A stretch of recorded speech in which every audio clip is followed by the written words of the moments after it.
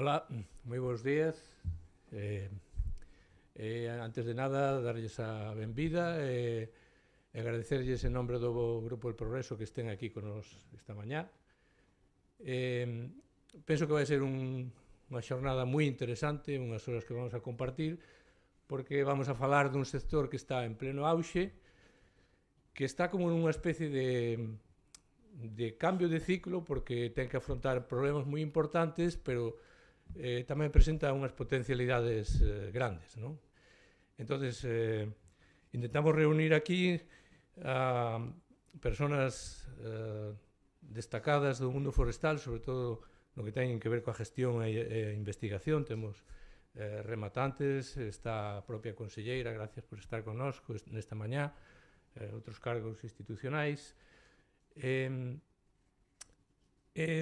Por que lles quería destacar o titular desta xornada Lugo unha potencia forestal? Porque vai a ter un peso, pensamos, cada vez máis importante na economía da nosa provincia en concreto, non? Está movendo moitos recursos, está acaparando a atención de novas xeracións no sector. Eu sempre digo que as árbores seguen medrando de noite cando estamos dormindo, en cambio as vacas hai que atenderlles moitísimo. Temos que ter das dúas cousas, non? Antes de darlle paso á inauguración da xornada á conselleira María José Gómez, quixeralles contar unha anécdota moi rápida que me ven un pouco ao fío de que temos connosco tamén a un profesor, Gabriel Tucker, estadounidense, welcome to Lugo, que está aquí con Roque, de intercambio e tal. Me estaba acordando, antes falando un momento con él, que ele é da Universidade de Oregón, dunha anécdota que pasou, que os xornalistas nos acordamos destas cousas, porque houve outro xornalista estadounidense que escribeu desto, dunha anécdota que pasou relacionada cos árboles, ainda que os árboles non se estudiaron moito nesa ocasión. Foi un suceso que ocorreu en Carolina do Norte no ano 1961, creo recordar, cando un bombardero B-52, daqueles que tamén pasaban durante a Guerra Fría por encima das nosas cabezas, hacia o norte, hacia o centro de Europa, un bombardero tuvo un accidente moi grave, se partou en dous e perdeu 2 bombas atómicas. Daquela, como era a Guerra Fría, as bombas atómicas estaban preparadas para ser utilizadas. Claro, había desas 2 bombas atómicas, unha estaba armada e a outra non. Entón, houve unha que non estaba armada, se clavou na terra, en un pueblo que se chamaba Goldsboro ou algo así, ahora creo que recordar, Goldsboro, Gabriel Goldsboro, is possible, e a outra abreuse o paracaídas e empezouse a armar. Tiña 6 pasos, coa boa sorte de que caeu, o paracaídas quedouse enredado nun árbore. No último paso non se armou e non se produciu unha catástrofe nuclear tremenda, porque quero recordar que aquela tiña unha potencia de 250, 3 e pico megatós, me parece que eran. Era 250 megatós, o sea, unha barbaridade respecto a de Hiroshima, non? Entón, aquilo puido ser unha catástrofe moi grande que se evitou por un árbol que tuvo moita responsabilidade. Non sabemos, se estaba preguntando, non sabemos moi ben que árbol era. Creo que, polo que decía Gabriel, hai moita diversidade nese estado de Carolina do Norte, pero como está moi cerca de Nova York, está moi cerca de Filadelfia, creo que está moi cerca de outras cidades importantes, Washington, pois de haber detonado 250 megatós, aparte de levarse por diante aquel puebliño, creo que hubiera sido un cambio histórico, claro, por la radiación que hubiera tido. Sin embargo, ese árbol non recordo que se hubiera destacado moito, en caso, ten un papel importante na historia, non? O mismo que tuvo o papel en Hiroshima co Ginkgo biloba, que retoñou ao pouco tempo, non? Que foi unha esperanza para todos e que o temos hoxe en mente. Bueno, as árbores son moi importantes, non? Económicamente, incluso a nivel histórico, que ainda que non nos recoñezamos. Entonces, pois, vamos a dar a importancia que teñamos. Hoxe teñen importantes problemas e creo que lles podemos debatir aquí un rumbo. Nada máis, darlles de novo as gracias e invitar a subir ao estrado a conselleira María José, se queres.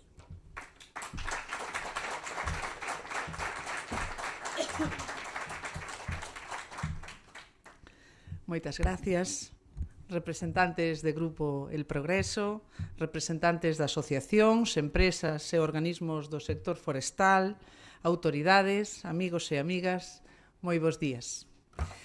Permítanme que comece esta intervención agradecendo ao Grupo El Progreso a oportunidade que nos brinda de reunirnos hoxe aquí para analizar e intercambiar ideas de futuro sobre un dos piares claves da economía galega, tal como é o sector forestal e da madeira.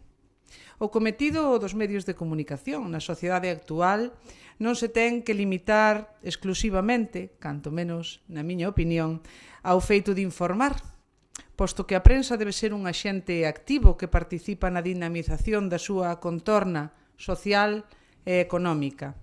El Progreso leva 117 anos contando a realidade da provincia de Lugo, así que está máis que legitimado para exercer ese papel dinamizador, como demostra a organización deste foro. Grazas pola implicación no desenvolvemento do futuro da provincia. A verdade é que non se me ocorre mellor nome co que elixiron para este foro, porque efectivamente Lugo é unha potencia forestal e temos que sentirnos moi orgullosos deso. Somos a segunda provincia galega en actividade e aproveitamento dos montes e contamos cun potencial enorme para seguir acadando eses excelentes resultados. Pero non só Lugo. Galicia, no seu conxunto, é unha potencia forestal, a primeira de España e a novena de Europa. O bosque galego está valorado en máis de 43.000 millóns de euros. Eu casi non me podo imaginar o que é iso.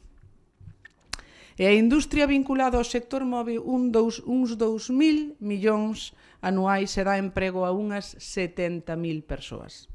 Esas cifras son a proba do ben que se está a traballar neste sector. E por iso, a función do Goberno da Xunta de Galicia é e continuará a ser a de articular políticas que apoien, favorezan, sempre buscando o diálogo e o consenso con todos os axentes implicados. Para a Consellería do Medio Rural, a industria da produción e da transformación da madeira é imprescindible. Non só porque supón preto do 2% do PIB, que tamén, senón porque xera emprego, fixa, poboación e fomenta o desenvolvemento económico do territorio rural galego. Nos montes de Galicia temos un tesouro cultural, económico e medioambiental. Por iso, o reto que temos por diante pasa por conseguir un monte ordenado e diversificado, a fin de xerar unha maior rendibilidade optimizando todos os recursos dispoñibles. Avanzar cara a un monte diverso implica tamén dar pasos en firme a prol da conservación da biodiversidade. Hoxe, máis ca nunca, temos que ser conscientes de que o aproveitamento forestal ten que estar comprometido coa sustentabilidade.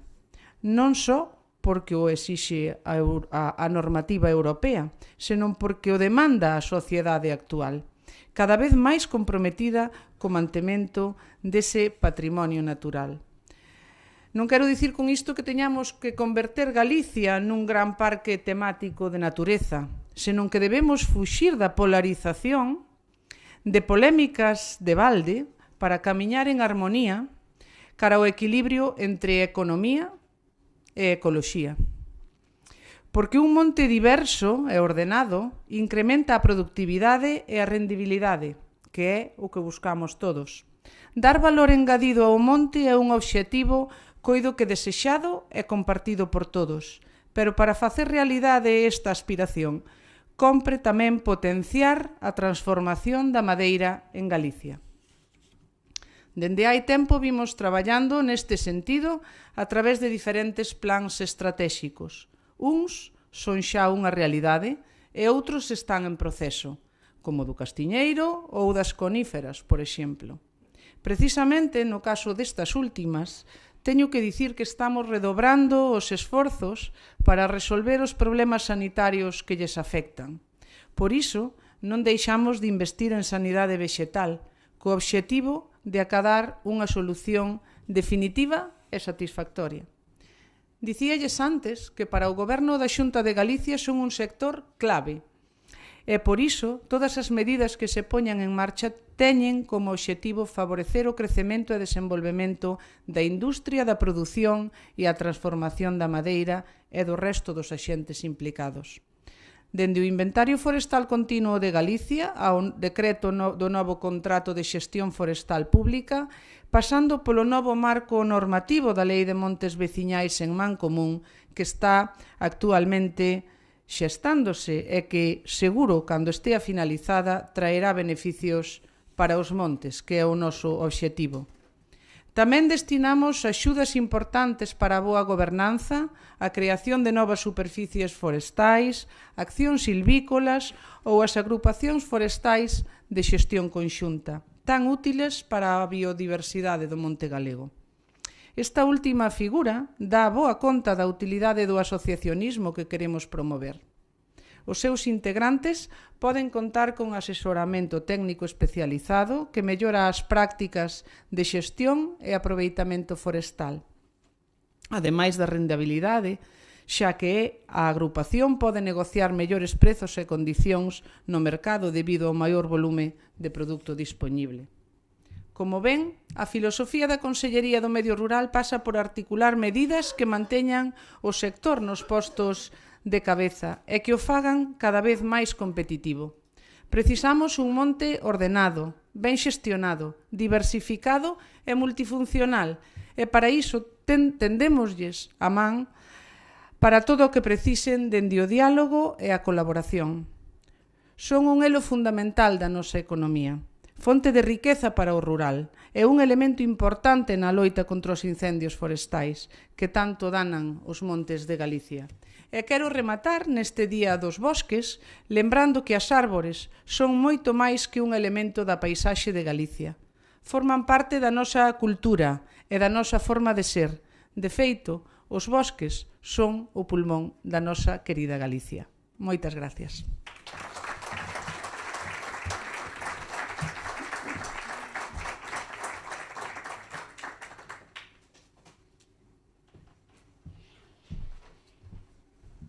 Bueno, moitas gracias, conselleira. Vamos a pasar de contado, entonces, xa, si lles parece, a escoitar aos participantes da mesa redonda que versa sobre a formación, as empresas e os servicios, e para elo que mellor temos a persoas, empresarios de tanta experiencia como Daniel Villapol, do Grupo Villapol de Trabada, que nos pode falar pois tanto da industria como da ordenación forestal e sobre todo do eucalipto. Temos tamén a Francisco Álvarez Rubiños, da Enxeñería e Asesoría Medioambiental Cerna, que tan de actualidade está co tema de todo da ordenación do monte. Está tamén con nós Rosa Romero, directora da Escola Politécnica Superior do Campus Terra da USC, que tan ben está aquí esta mañá representado o campus, o seu papel fundamental de investigación.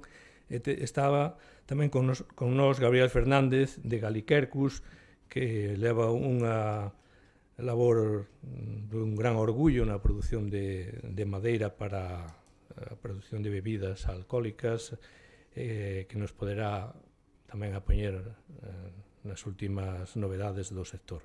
Invito-os aos catro a que suban aquí con nós o estrado.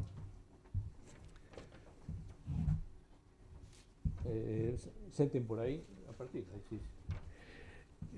Se lles parece, poderíamos falar durante uns minutos, se queren 5, non moito para non dilatar moito cada un de vostedes, facer unha pequena presentación ou do que lles parezca alrededor deste tema, e logo temos un pequeno debate de mesa redonda, lles parece? Canto tempo, dice? Pois poden ser 5 ou 10 minutos. Digo para non empezar demasiado forte. Daniel? Podemos empezar por Rosa. Nos adaptamos a lo que... Se parece, Rosa? Sí, sin pues problema. Cando queiras. Bueno, moitísimas grazas ao Grupo El Progreso, que por invitarme, por facer esta mesa, que creo que é moi importante. Hoxe estamos no Día Forestal Mundial, no Día dos Bosques, e que mellor que poñer distintas visións sobre este aspecto. Moitísimas gracias a todos os responsables políticos e sobre todo á conselleira. Casi podía decir que nas palabras que dixo a conselleira está recollido gran parte do espírito que move os plans de estudo que nos impartimos na Escola Politécnica, no grao en Enxeñería Forestal e do Medio Natural e tamén en Enxeñería de Montes. Logo hai aquí expertos que debatirán posteriormente, compañeiros meus que saben de moitas cousas, que son enxeñeiros de Montes. Temos a César Pérez e a Roque Rodríguez, o Alleiro. E eu, claro, como son a directora da escola, tamén son profesora no grao de Enxeñería Forestal, me vou a centrar en eso, lóxicamente, porque é un pouco o que coñezo. O primeiro que temos que decir que as enxeñerías de montes e a enxeñería forestal son profesións que son altamente especializadas. E, ademais, son altamente especializadas, están reguladas por unha lei ministerial. É dicir, son... Igual, eu moitas veces o comento cando estou falando con rapaces que veñen a visitar o noso centro, igual que un médico. Para exercer a medicina, tes que ter o título de médico. Por lo tanto, para exercer a titulación de enxeñeiro forestal ou enxeñeiro de montes, tes que cursar esas... Por qué? Pois porque a responsabilidade do cargo a nivel, despois dos traballos que teñen que facer, son tan grandes que está regulado a nivel ministerial. Por lo tanto, eso xa nos dá unha idea da responsabilidade civil que os traballos das enxeñerías forestales e de montes ten para o mantemento dos sistemas forestales, dos bosques e da sociedade en xeral. Non vos vou a ler o BOE recolle todas as temáticas, que son unhas temáticas diversas, moi amplas. Antes falaba con un exalumno que tiña aquí e dicía, claro, que salimos con unha base tan grande, tan diversificada, que podemos traballar en moitos aspectos que teñen que ver co medio natural, ca terra, co territorio. Solamente, vos vou a facer como un decálogo deses aspectos que eu considero que temos por lei, ademais, e que nos plans de estudio así o facemos. Tal vez o máis coñecido, e antes o señalaba a conselleira, esa ordenación forestal, xestión e planificación forestal. Lóxicamente, son os enxeñeiros os que teñen que elaborar proxectos de ordenación forestal e plans de xestión. E, ademais, todas as leyes, e temos que ir hacia esa sostibilidade. Por qué? Pois porque estamos obligados por lei. Por lo tanto, temos que facer unhas xestións, unhas ordenacións e unhas planificacións que non comprometan o futuro dos nosos bosques, das nosas plantacións. E, dentro deso, pois claro, a importancia económica que ten, nos dicimos, unha potencia forestal. Claro que Lugo, Galicia, é unha potencia forestal, pero que pode ir a máis. Nós non nos podemos quedar conformes co que temos. Temos que explorar outras iniciativas. Cando falamos de aproveitamentos madeireiros, pero hai outro tipo de aproveitamentos que son tamén moi importantes, como poden ser a biomasa, os cogomelos, as resinas, o mel galego tan apreciado. Sabemos que o mel galego se exporta e logo nos importamos meles que se transforman noutra cousa. Os taninos, eu escoitei unha vez a Roque en unha charla tamén, dicir, que importancia teñen os taninos a nivel industrial. Entón, eu creo que aí hai unha potencia moi grande.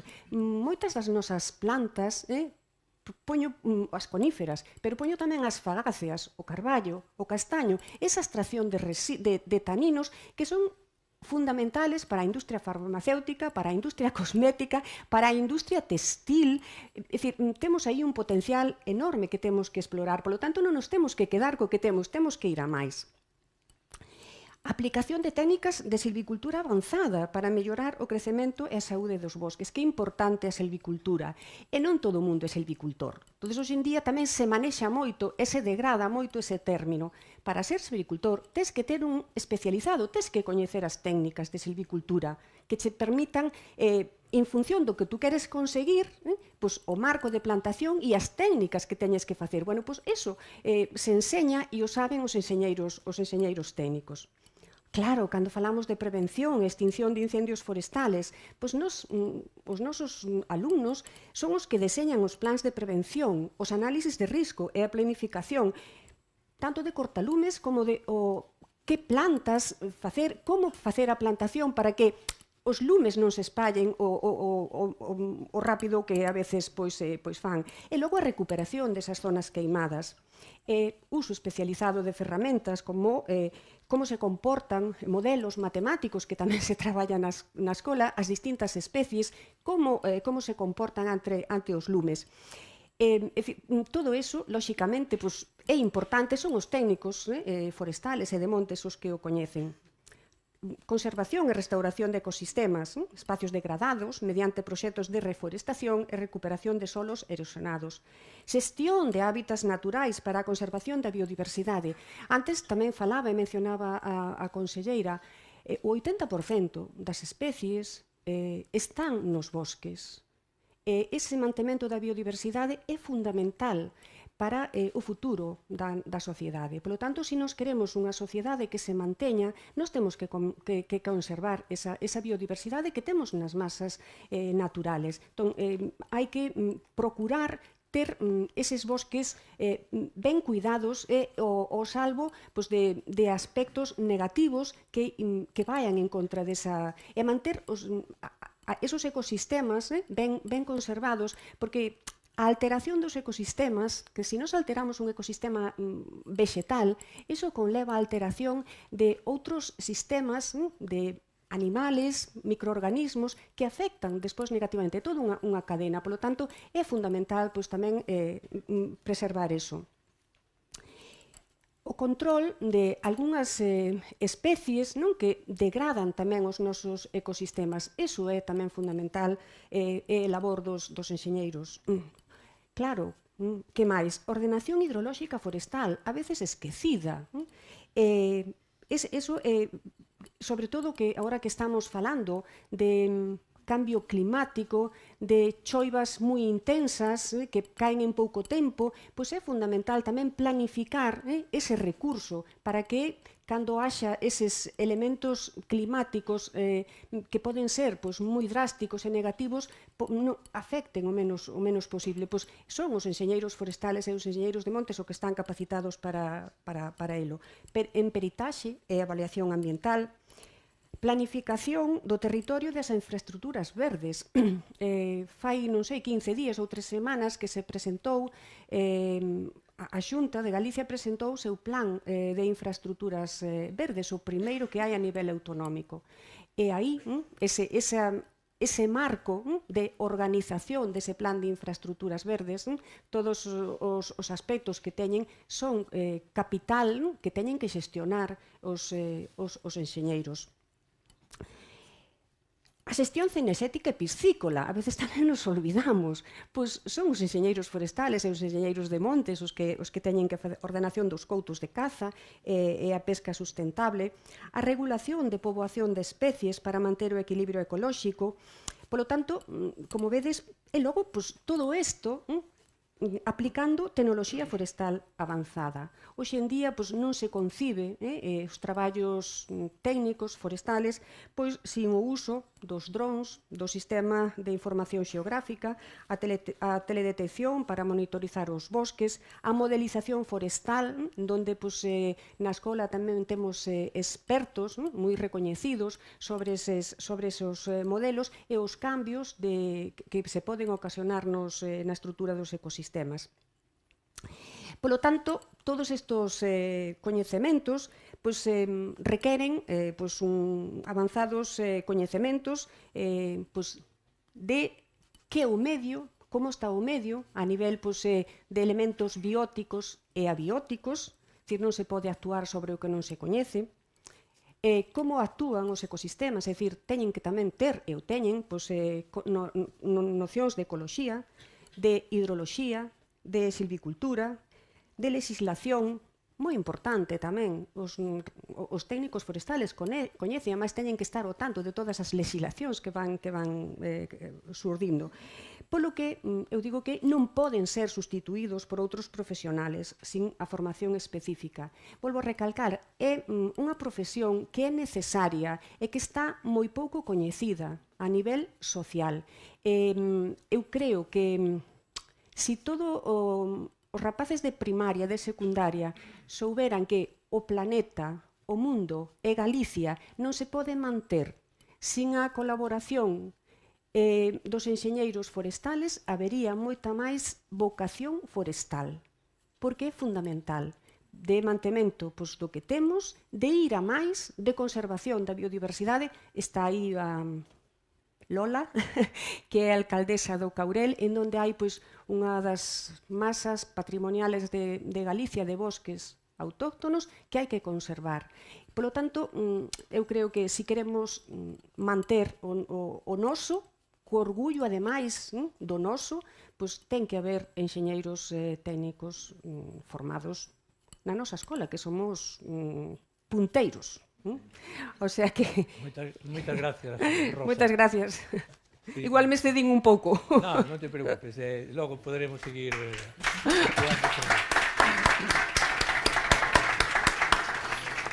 Nada, xa sabíamos da importancia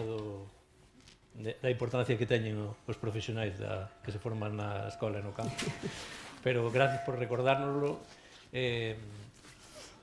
Daniel, se queres, ti nos podes falar tamén do teu ámbito profesional, non? De tanto tempo, non?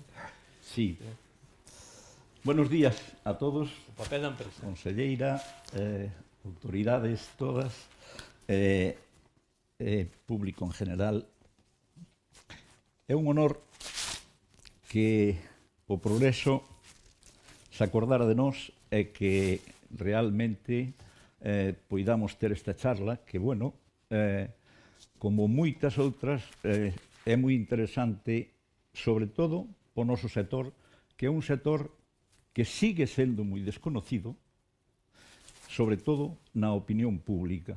E iso é fundamental que, se nos queren valorar, tenen que conocernos. E iso, pois, agradecemos moito que nos haya convocado a isto. Eu vou a falar un pouco, porque me parece que é o interesante desde o punto de vista, vou a recorrer un pouco a cadena con 4 pinceladas, porque a cadena forestal está tan ligada, é tan imprescindible, toda ela, desde o nacimiento hasta as últimas transformacións, que se falla calquer malla da cadena, non existe o sector forestal. Entonces, creo que o máis importante é que non falle ningunha das mallas. Por tanto, eu quería facer hincapié fundamentalmente no que ahora mismo creemos que está en un momento de dificultade. Vou a falar un pouco do tema industrial como tal, pero me vou a detener máis na parte que ahora mismo temos como en un momento de debilidade, que é o tema de produción. Entonces, inicio dicindo que a formación, que é un dos títulos da ESA, como ben nos dixo a compañeira, é fundamental, como é para todos os sectores. Pero tamén hai que ter en cuenta que o 90% do personal que surte a nosas empresas é personal que non está cualificado na maioría dos casos, e que realmente esa cualificación específica está dando ou ben as asociacións ou ben as empresas na maioría dos casos, porque eso é que realmente Lugo Madera está facendo un traballo importantísimo en este aspecto, porque xa digo, partimos de personal do rural e sigue sendo a cadena un elemento rural de fijación de población importantísimo. Entonces, dai sale a maioría da xente que realmente temos nas nosas empresas. Eso é fundamental.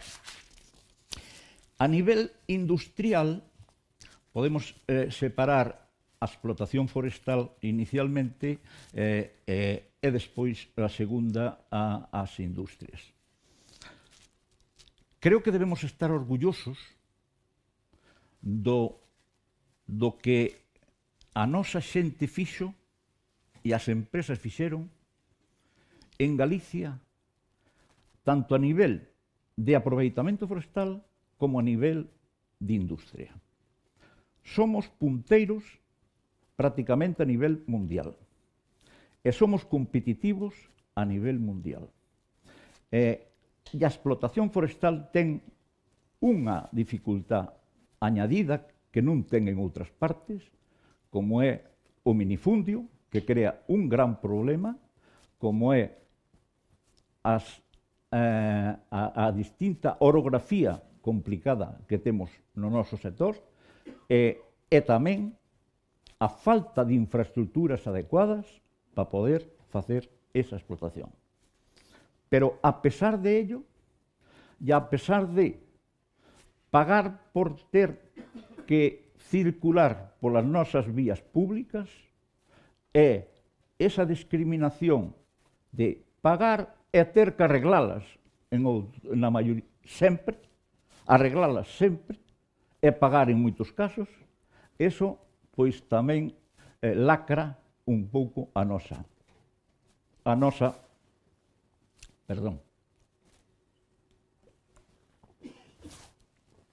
a dificultad que nos crea para facer a explotación forestal.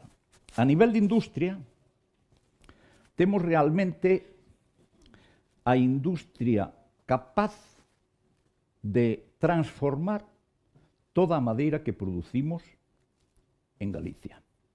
En Galicia, podemos decir en Galicia e alrededores, porque fábricas de alrededores tamén vai na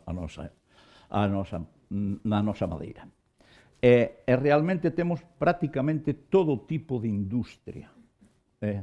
Aunque haya desaparecido algunha, pero, como sempre, desaparecen fundamentalmente pola falta de recurso, como foi a chapa plana de pino, como foi a madeira laminada de pino, pero fora de eso seguimos tendo todo tipo de industria capaz de transformar a nosa madeira que temos. E se non temos máis industria é porque non temos máis madeira adecuada para ela, porque somos capaces de facelo e somos competitivos.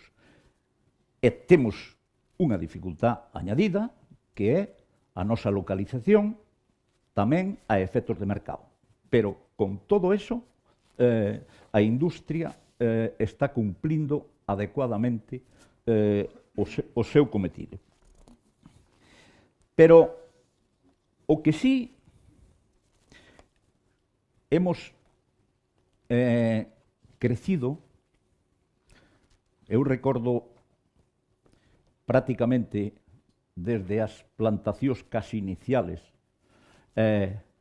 do patrimonio forestal e despois a iniciación da plantación de particulares prácticamente a todos os niveles. E o progreso foi apoteósico en Galicia, comparado con outros sitios, desde ese punto de vista. E chegamos, eu esperaba que non, pero creo que chegamos ao final do proceso e que estamos descendendo. E iso é preocupante. Iso é preocupante. O tema da produción forestal, según os datos de aproveitamentos, según os datos de aprovisionamientos e según os datos xa de inventario últimamente, están en retroceso. Están en retroceso e eu creo que por varios conceptos que debíamos rectificar. E que se non nos rectificamos, pois realmente a disminución vai ser importante e en pouco tempo. A superficie de pino e eucalipto está disminuindo, sobre todo a de pino, pero tamén a de eucalipto productiva tamén, que son realmente as que están en Galicia dando produto ao tema das nosas industrias.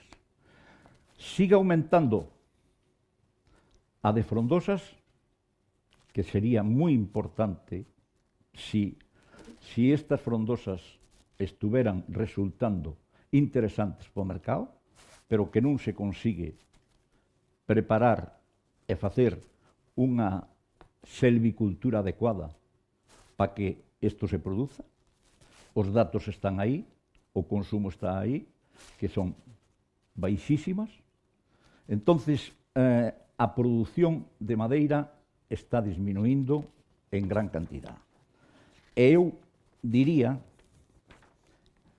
cales son os verdadeiros problemas que crean esa disminución fundamental.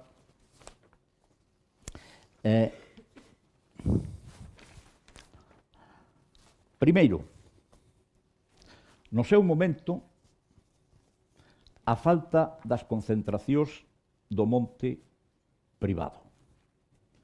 Isto que en outros países o fixeron, aquí non. Temos que recordar que en Galicia a propiedade é privada, maioritariamente privada individual. Solo hai os montes vecinales en mano común que rondan un 30%. Pero que ese minifundio, que é de donde realmente sacamos o produto maior, sigue como estaba, e iso crea un gran problema de rendimientos. Outro é a despoblación e o cambio de propietario. Ahora mismo estamos nun proceso en que o propietario estáse convertindo en propietario aquel que non vive no pueblo.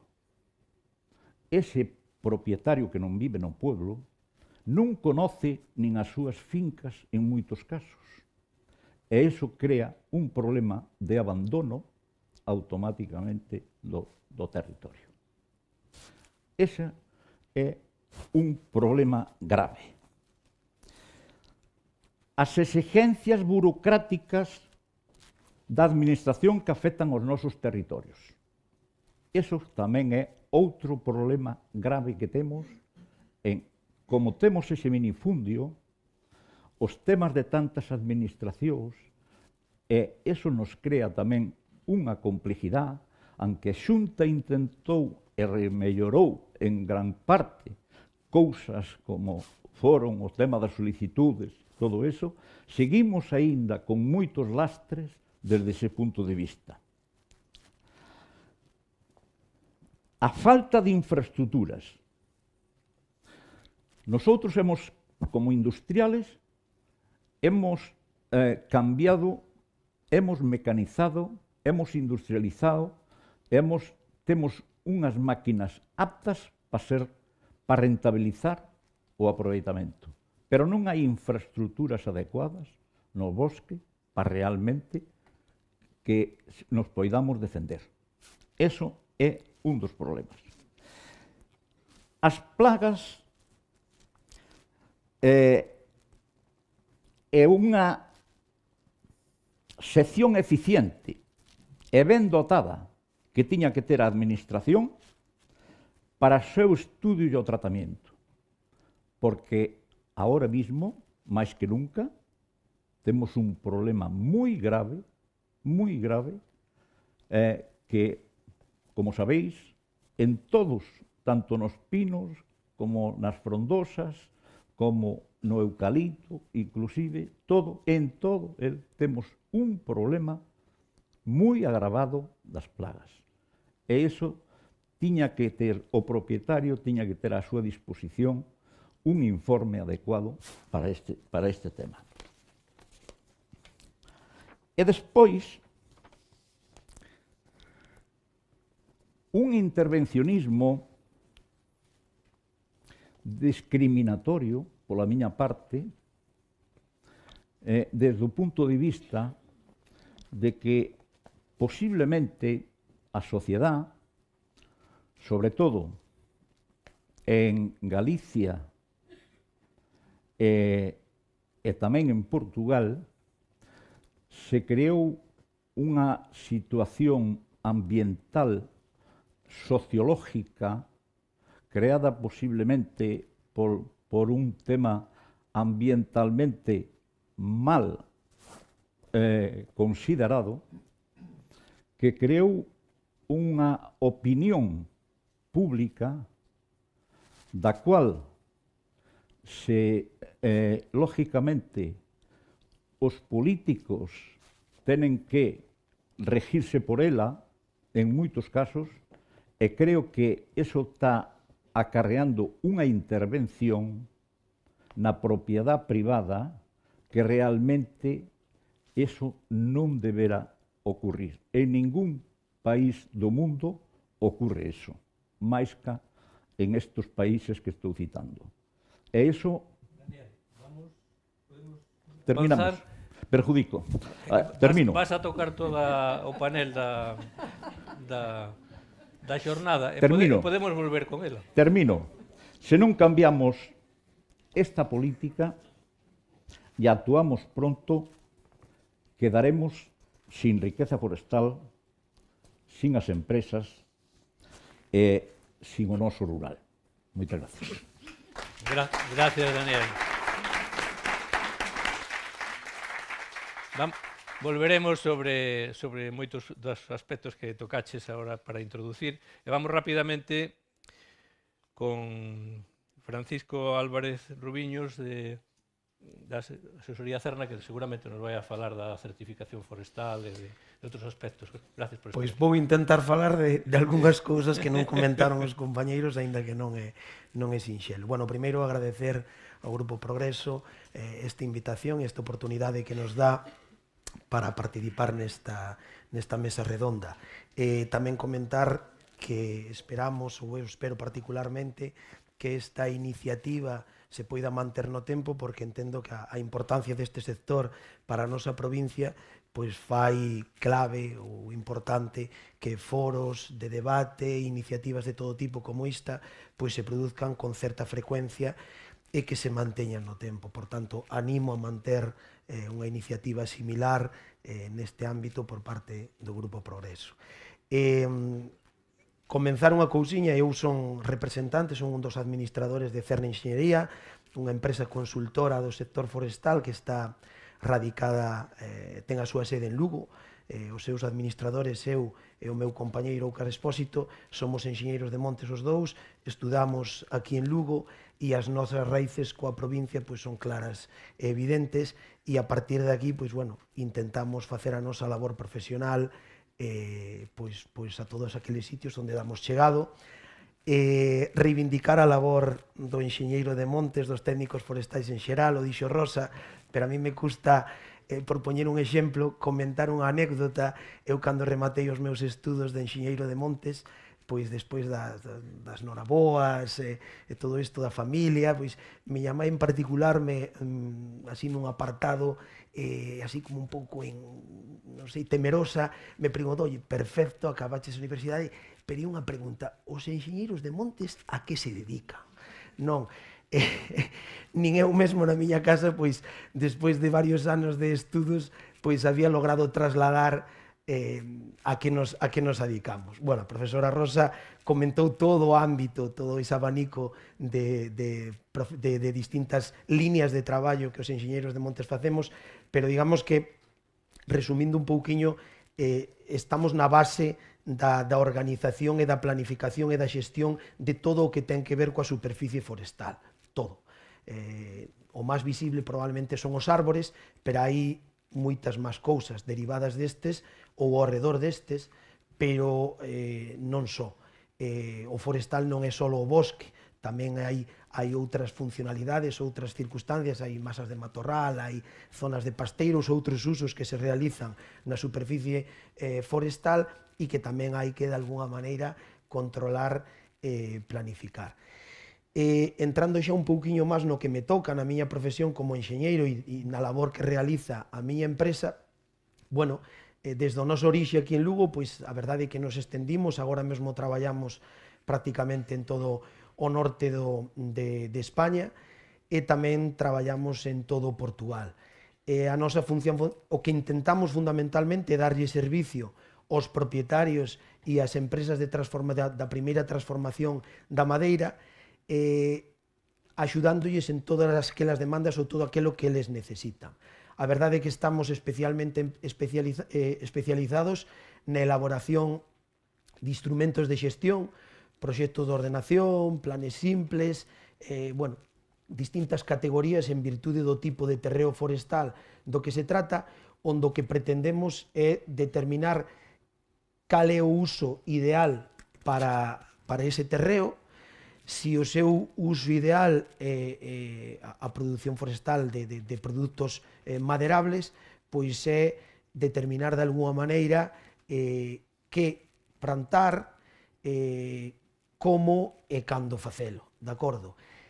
Non só plantar, se a primeira parte, pero desde que esas masas arboradas, digamos que medran, intentar estar aí dando apoio e aconsellando cales son as actuacións que convén en cada caso realizar para que o desarrollo desas plantacións pois seña óptimo e no seu momento de aproveitamento se xeren os produtos deseados tanto polo propietario, o produtor, como pola industria e empresa de transformación que está detrás esperando que lle chegue esa materia prima para transformar.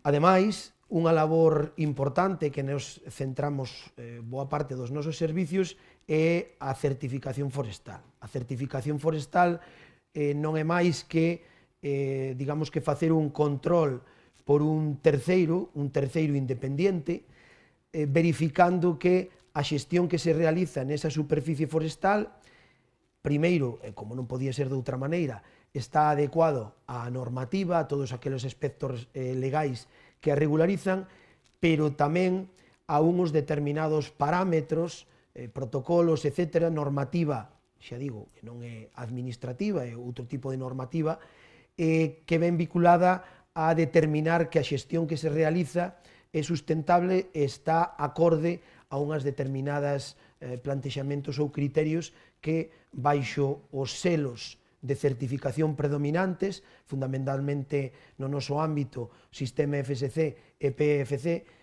digamos que consideran que son os criterios básicos que determinan que a xestión que se realiza pois se pode cualificar como sustentable. E que, de alguna maneira, permite facer a trazabilidade dese recurso, fundamentalmente falamos de madeira, desde o momento da súa produción ata que chega ás empresas de transformación e nos chega aos clientes finais en forma de todos eses produtos pois que de alguna maneira ou doutra teñen base forestal. Xa digo, esta é un pouquiño a labor que realiza Cerna dentro do seu ámbito de traballo. En todo caso, sí que supoño que logo nos lanzarán algunha pregunta, pero eu me anticipo un pouquiño porque entendo que sempre é interesante falar daquelas cuestións da actualidade.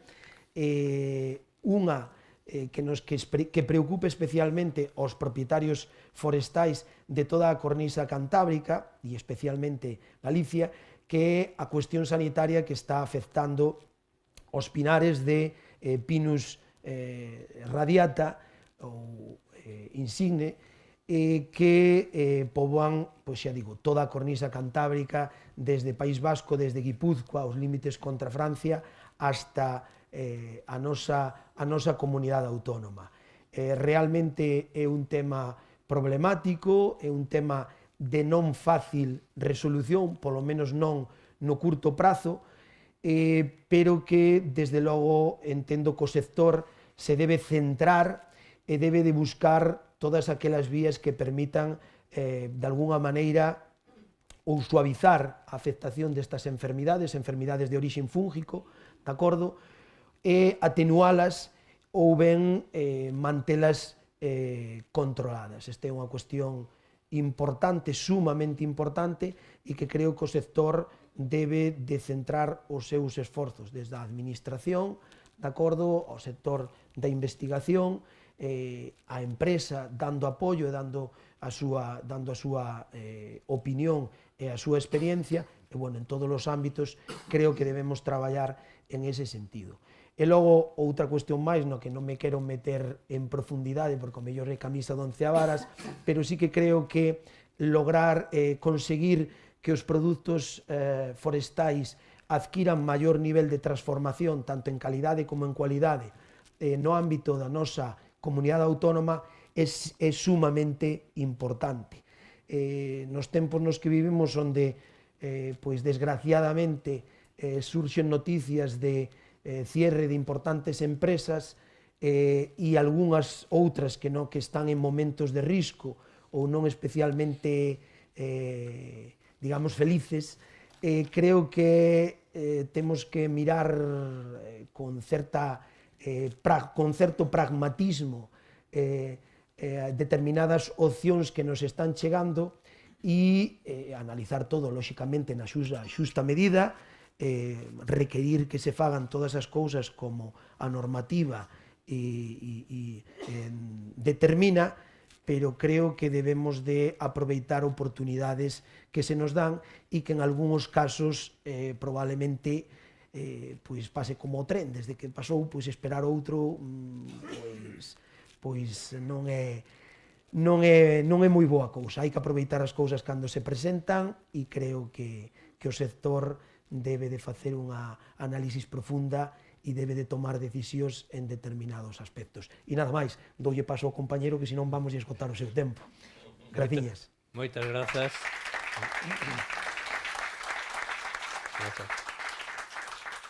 Gracias por introducir tamén eses temas que algún deles vai no tratar en profundidade Roque dentro dunhos minutos, o tema sanitario, da sanidade forestal. Recordar unha vez máis para todos os asistentes que, como periódico que somos, temos o forestal todos os días na man, por ejemplo. Papel prensa, nos acordamos del todos os días e aínda sigue sendo importante para un medio de comunicación. Nada máis, quero darlle o paso a Gabriel, agora que nos vai a falar precisamente un deses aproveitamentos de éxito tradicionais das frondosas, que moitas veces quedan un pouco adiadas aí no interese, entre comiñas, forestal. Cando queiras. Bueno, moitas gracias. Bos días a todos. Agradecer ao Progreso, evidentemente, pola invitación, a estas persoas que nos están escoitando hoxe. Eu vou me centrar, efectivamente, nas frondosas caducifolias, que realmente é o que fai a miña empresa. Nos representa unha empresa moi pequena, modesta, no municipio de Baralla, no concello de Baralla, que nos especializamos na fabricación de duelas para barriles de bebidas espirituosas, non? Tamén tocamos algo de viño, pero sobre todo bebidas espirituosas. Nosotros temos en Galicia algo que todos os grandes grupos de bebidas espirituosas, xa sea Santori, xa sea Pernod Ricard, xa sea Diageo, que é o carballo. O carballo galego, que é o que buscan, non? Falando dos taninos, como falou Daniel anteriormente, a madeira quercus robur, que é que predomina aquí, ainda que hai outras, non, que quercus salvar na parte dos Ancares, sobre todo, ten uns taninos que son super interesantes para a industria, para a creación de whiskies con uns matices moi peculiares, que non consigue con outras madeiras que hai no resto de Europa, incluso en Estados Unidos, que hai aquí unha persona que é de zona precisamente forestal que eu visito a veces. Entonces, enfrentámonos a un problema. Eu, na miña empresa, temos capacidade para fabricar aproximadamente uns 9.500 metros cúbicos de tronco de roble ao ano, que non é que sea unha cantidad pequena, pero hai unha pequena espina clavada que a maioría non son gallegos. Quero dicir con isto, temos un potencial de venta increíble, pero non somos capaces de generar a madeira necesaria para atender este mercado. Entonces, isto oblígame, evidentemente, a viaxar por todo o mundo, Estados Unidos anteriormente, que ahora xa non podo porque se non debe vegetal prohibiu o bromuro de metilo, que era co que se fumigaba os troncos, ahora non podo traerlo, non? Pero sí que vou moitísimo a Francia, que para min é a potencia e é a referencia, a potencia mundial de roble, a referencia e é onde nosotros nos deberíamos centrar un pouco, non? En Francia o tema da silvicultura do roble é algo que está super arraigado desde pequeniños nas escuelas. Hai unha oficina que é estatal que se chama Office National des Forêts. Digamos que fan un traballo de divulgación terrible, desde pequeniños, nas escuelas, nos bosques, que os franceses son moito de pasear polos bosques. É verdad que teñen unhas vías maravillosas que non son as que temos aquí, que tamén o quero decir. Entonces, pasean moito, a xente vai en bicicleta e tal. En todas esas pistas forestales, hai carteles que indican estamos haciendo el bosque del futuro, estamos preparando esto, estamos haciendo aquello. Están un pouco divulgando, explicando, non? En Francia, unha persona ve cortar un árbol, bueno, sempre hai excepcións, evidentemente, como en todos os sitios, non? Pero unha persona ve cortar un árbol, un roble, e non o ve como un asesinato.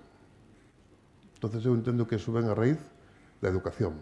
Da educación, temos ese problema aquí. Aquí parece que cortas un árbol, en que tiña 100 anos, 120 anos, e parece que estás cometendo un asesinato. E é verdad que hai árboles enlleiras que deberían ser respetar, pero hai que ter claro que os árboles teñen un ciclo de vida igual que temos nosotros os humanos. Chega un punto que temos que, de alguma forma, aproveitalo, non?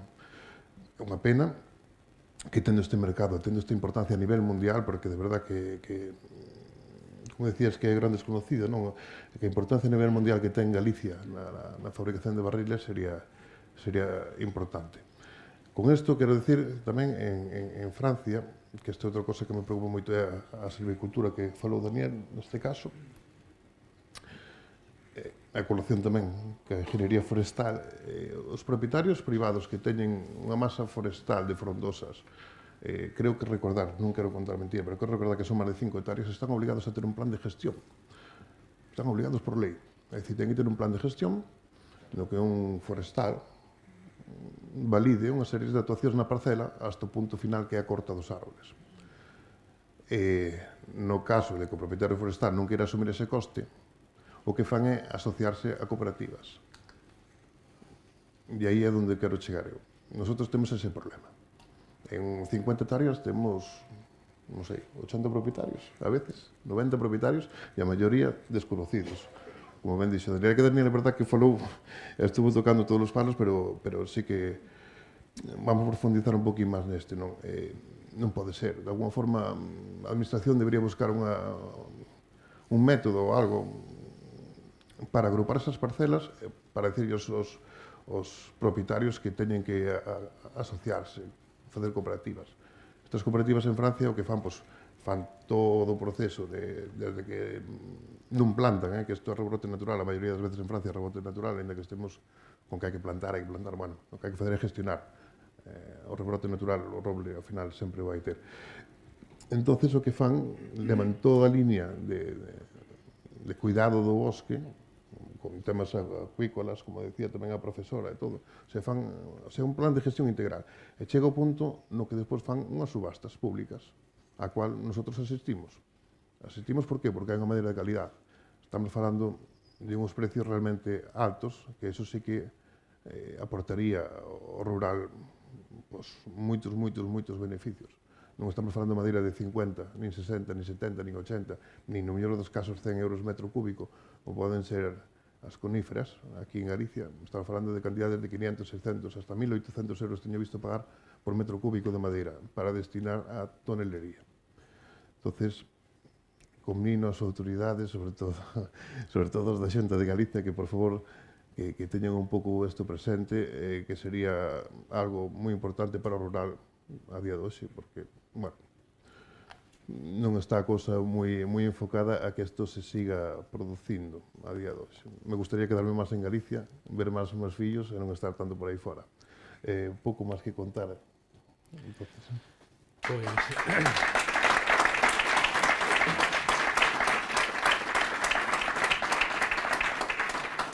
Pois moitas grazas, Gabriel, pola túa brevedade, se é posible, pero ao mesmo tempo interesante.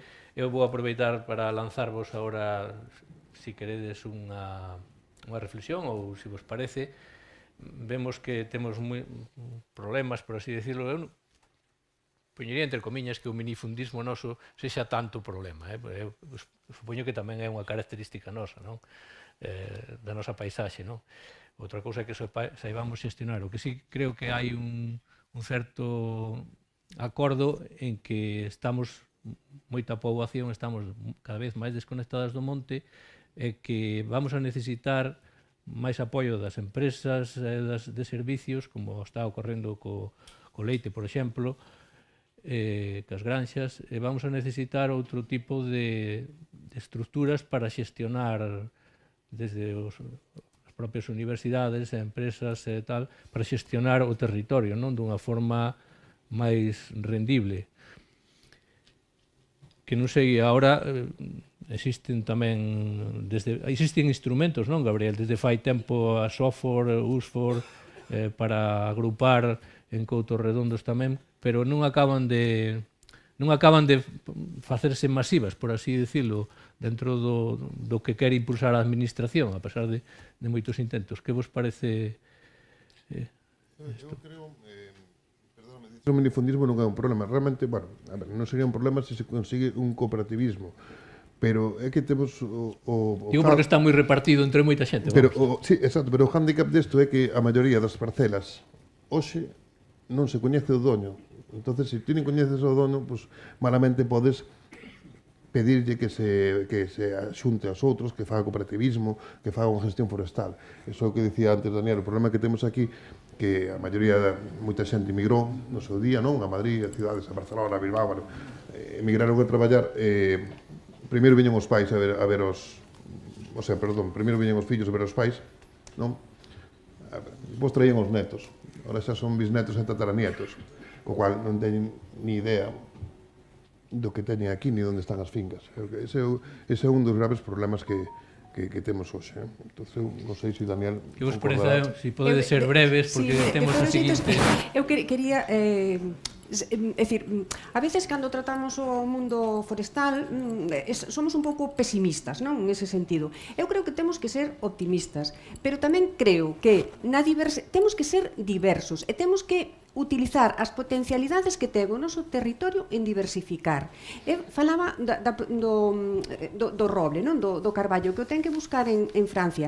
Claro, por qué? Pois porque aquí, eu son dunha aldea, na aldea tú aproveitabas as terras para cultivar, porque era do que comías, ti e máis os animales, e o monte o tiñas como algo secundario, e iso eu creo que queda no sentido do rural galego, é dicir, o monte era como algo que tiñas aí, que ibas a buscar para facer a cama do gando, utilizabas a madeira para leñas, tamén, se podías vender, tamén o vendías. Logo xa pasamos a ese outro tipo de plantacións, fundamentalmente productivas, lóxicamente, pero non se apostou, desde o meu punto de vista, por unha diversificación. Por eso, tes que ir a buscar o carballo a Francia, porque claro, e aquí teño, compañeiros meus que vos falarán, non é o mismo facer un cultivo de carballo, de castaño, que facer un cultivo de pino, lóxicamente, é distinto. Entonces, eu creo que esa sensibilización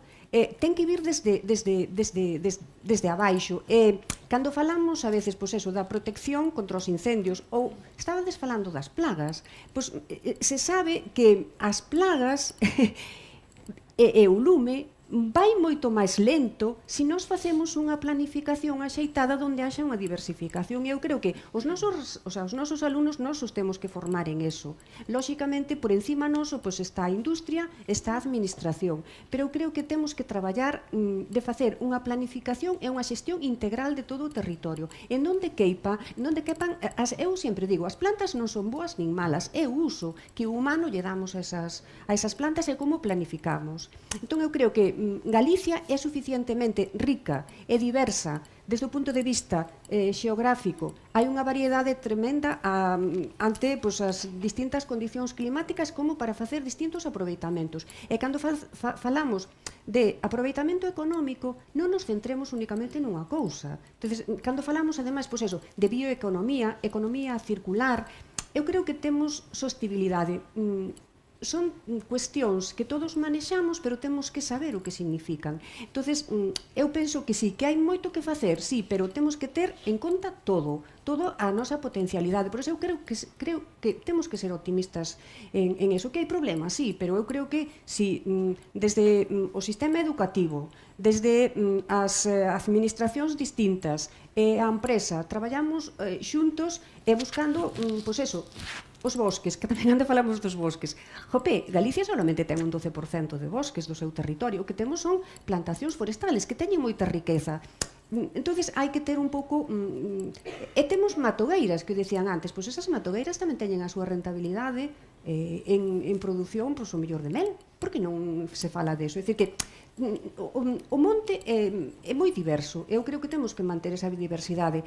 E cando falamos de monte, de aproveitamentos forestales, temos que ter en conta a economía, pero temos que ter en conta o aspecto ambiental e o aspecto social. E todo iso ten que estar de forma conxunta. As plagas, sí, son importantes, pero eu creo que tamén hai, mecanismos, e además os expertos o saben, os expertos en montes, os expertos forestales, que hai que planificar de forma axeitada para que ese traspase de unhas masas a outras seña máis difícil. E o mesmo pasa cos lumes. Iso que pareceme desde o meu punto de vista que tamén temos que ter en conta. Bueno, vamos a ver. Temos que saber primeiro tamén o terreno que temos en Galicia. Non podemos comparar Galicia, por exemplo, como unha gran parte de Francia a nivel de suelo. O sea, desde o punto de vista, Galicia ten efectivamente lugares en que a frondosa se pode dar, pero é especificamente unhos lugares e pequenas cantidades. Non hai espacio de suelo adecuado na maioría dos casos de que se den as frondosas en condicións. Por tanto, eso tería que aplicarse desde o punto de vista de non vale poñer frondosa non sei, pero no 80% donde está o eucalipto non funciona a frondosa. Entonces, ahora, que efectivamente hai zonas como eran o que antes eran os soutos e zonas tal que sí pode funcionar a frondosa, pero son zonas moi limitadas para que a frondosa poida funcionar. E despois, a biodiversidade, claro que sí que eso eu creo que todos queremos e debemos realmente buscar a biodiversidade e debemos romper as masas. En ningún caso debe haber masas continuas que perjudican efectivamente o tema da biodiversidade, o tema das enfermedades, o tema de incendios. Por tanto, as masas deben romperse desde o punto de vista de sostenibilidade e desde o punto de vista de todos estes conceptos que son fundamentales no bosque. Por tanto, eso debe romperse. En donde se debe romper normalmente? Debese romper nas zonas de ríos, nas zonas de vaguadas, nas zonas de... Eso aí debe estar roto para evitar, efectivamente, todo dentro do posible os temas de plagas de continuidade que a continuidade perjudica totalmente eso, hasta aí o punto de vista. Desde o punto de vista do asociacionismo, vamos a ver, eu sabéis que fixen 4 sociedades agrarias de transformacións con 3 concentracións privadas en 3, a outra un plan de cultivos e plantacións continua, plantación conjunta, en que impliquei en elas pois 450 propietarios e 1.700 hectáreas de terreno, non? Realmente pois foi un éxito, a gestión foi un éxito, lógicamente, realmente pois foi un exemplo importante que se podía dar pois na maioría de Galicia. Temos a ventaxa de que temos ali nesa parroquia onde fixemos todo eso as pistas adecuadas, reservamos todo tipo de bosque que había, que era as fragas, que eran todas as zonas que realmente, porque ademais xa canda a concentración, eso fixemos a reserva pertinente para que se mantuvera. Entonces, creo que o noso objetivo precisamente era buscar un bosque modelo en que, pero tamén temos que buscarlle a rentabilidade ao propietario que é o dueño dese terreno. E temos que facer gestión e que teña unha productividade. Agora estou tamén con unha sociedade sin ánimo de lucro, de outras cerca de 200 hectáreas, tamén devan ser uns 60 propietarios aproximadamente, non? Todo eso. Entonces, tamén, para gestionar en conxunto ese tema. É complicado realmente conseguir facer estas figuras e gestionar estas figuras. Ten que haber unha voluntad moi por parte de aquel que o promova. Non quer dicir que a xente non este, a xente está pola labor se se gestiona adecuadamente, a xente está pola labor, e eu creo que estaría en todo o territorio pola labor. Agora, efectivamente, temos xa pois un 60% de propietarios que están fora. É que, claro, se iso non o faz, parte deses terrenos, se non todos, pois non se gestiona e non se organiza. Entonces, claro, eso tería que haber un sistema de buscar esa figura que é necesaria para que consiga facer estas sociedades de gestión conjunta que realmente funcionen. Eso. Gracias, Daniel. Francisco, moi breve estas dúas cuestións. Unha, minifundismo. A mí non me preocupa o minifundio como estrutura territorial, como un problema de estrutura territorial, porque técnicamente hai medios suficientes para solventar esa situación. Quero decir, ten o seu coste, evidentemente, hai que involucrar medios, pero é dunha resolución, vou chamar sinxela. O que me preocupa é a cultura minifundista, porque todo o que ten que ver coa cultura, a súa corrección, o seu desarrollo, leva moitísimo máis tempo. No propietario forestal galego, que ten, en xeral, de idade avanzada, está instaurada a cultura minifundista, e a cultura minifundista o que trae é actúo na miña parceliña, considero que eso é o meu mundo, non vou máis alí e valoro dunha maneira que en algúns casos non atende á realidade. De acordo? E iso sí que é un problema, digamos que superar iso. Como se supera? Pois con tempo, vale, facendo unha labor de formación, divulgación, traballo continuado por todos os axentes que están involucrados no sector forestal.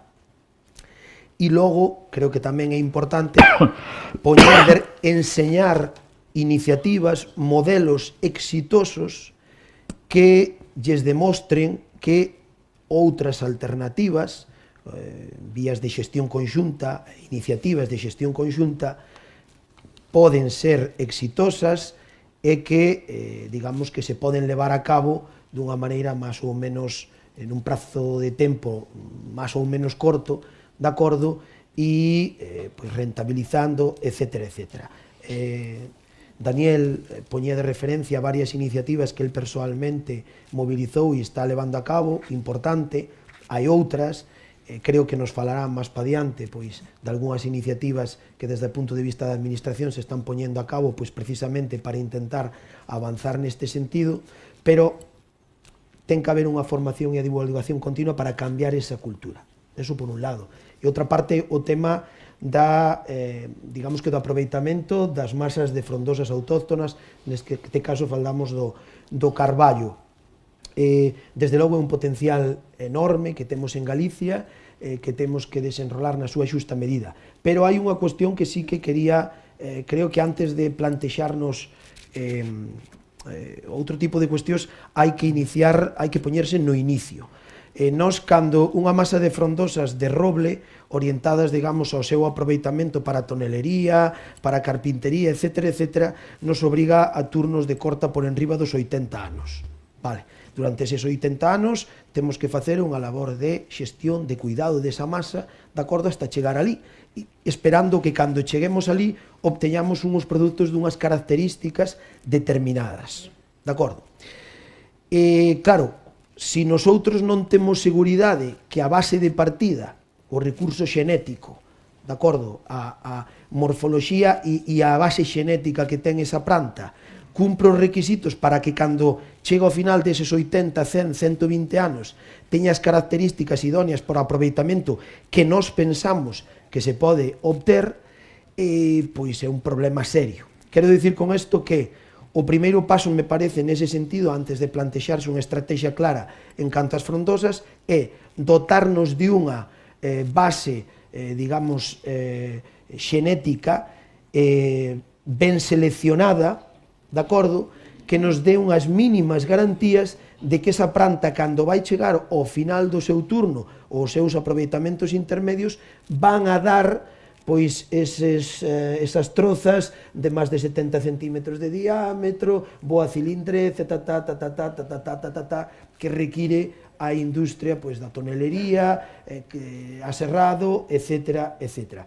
Entonces, creo que é un tema importante e que no que se traballou, pero baixo o meu humilde perspectiva, creo que todavía hai un horizonte e unhas necesidades de traballo importantes, nada máis. Moi ben. Gabriel, solamente breve porque... No, perdona, solo un momentín. Sí. Eu quería decir que Daniel, que había zonas, dixo Daniel que había zonas nas que sí prosperaría o roble. Quero facer unha pequena reflexión. Aquí en Galicia, en moitos sitios nos que hai eucalipto e pino, evidentemente non se daría o roble, evidentemente, sobre todo en zonas de lomas de montaña, zonas altas, eso teño claro, creo que temos todo claro. Pero quero facer unha pequena reflexión. Tú deixas unha parcela, un pastizal, déixalo en barbeito, non? De acordo? Entonces van a empezar a salir malas ervas, non? De alguma forma. Empezarán toxos, empezarán xestas, dependendo do tipo de morfología da terra. Empezarán toxos, xestas, tal. Depois disso, depois dos toxos, das xestas, van a aparecer outras especies, que son as que colonizan, non? Bueno, pois eu quero ter claro que as que colonizan, as primeiras que salen, son os abedulos e os carballos.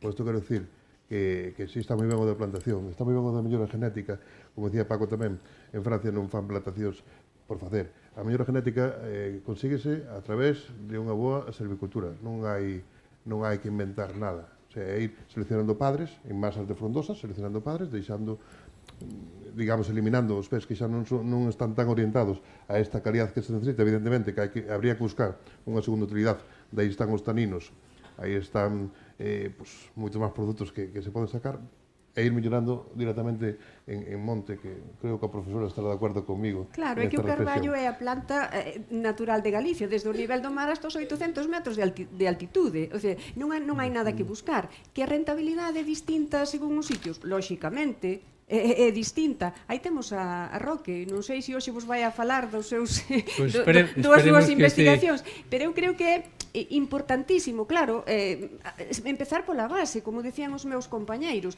e volvo a repetir, é que Galicia somos un país moi diverso, que hai sitio para moitas cousas. Eu creo que a silvicultura de frondosas, o castaño, nos olvidamos del, e o carballo, que ademais é algo que é noso, que podemos... É outra cousa que quero decir, que xa non digo nada máis. A universidade é un servicio público. Polo tanto, nós temos especialistas en moitísimos campos do mundo forestal a todos os niveles que estamos ao servizo da sociedade. Polo tanto, cando nos chaman, eu creo que nos deben de chamar máis para ir a formar e para ir a falar do que nos facemos. Somos os grandes descoñecidos e así tamén poñeremos en valor o que nos facemos, que é formar personal capacitado para despois xestionar todo o noso monte. E aquí temos un exemplo. El é un xestor, hoxe en día ten un servicio Cerna, pero é que por aí hai moita xente que está en moitos sitios que se formou no noso centro. Entón, eu creo que o servicio público tamén é para iso, para servir a cadena de industria, produtores de madeira, empresas, etc. Entón, é medioambientalmente, para concienciar tamén os rapaces. Ora vos falarán como se chama, do CO2, tan importante para o cambio climático, mitigar o cambio climático. Moitas gracias, Rosa. Eu creo que quero decir eso, que estamos ao servicio de vos. Temos esta praga, a ver, valga este panel, moitas gracias a Rosa, pois foi moi interesante calquera todas as vosas intervencións, sirve un pouco de introducción ao que é a xornada, non?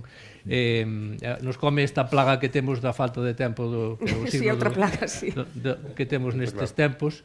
Entonces, nada, agradecervos de novo que estades aquí e vamos dar paso xa a Roque, que nos vai a falar da sanidade forestal.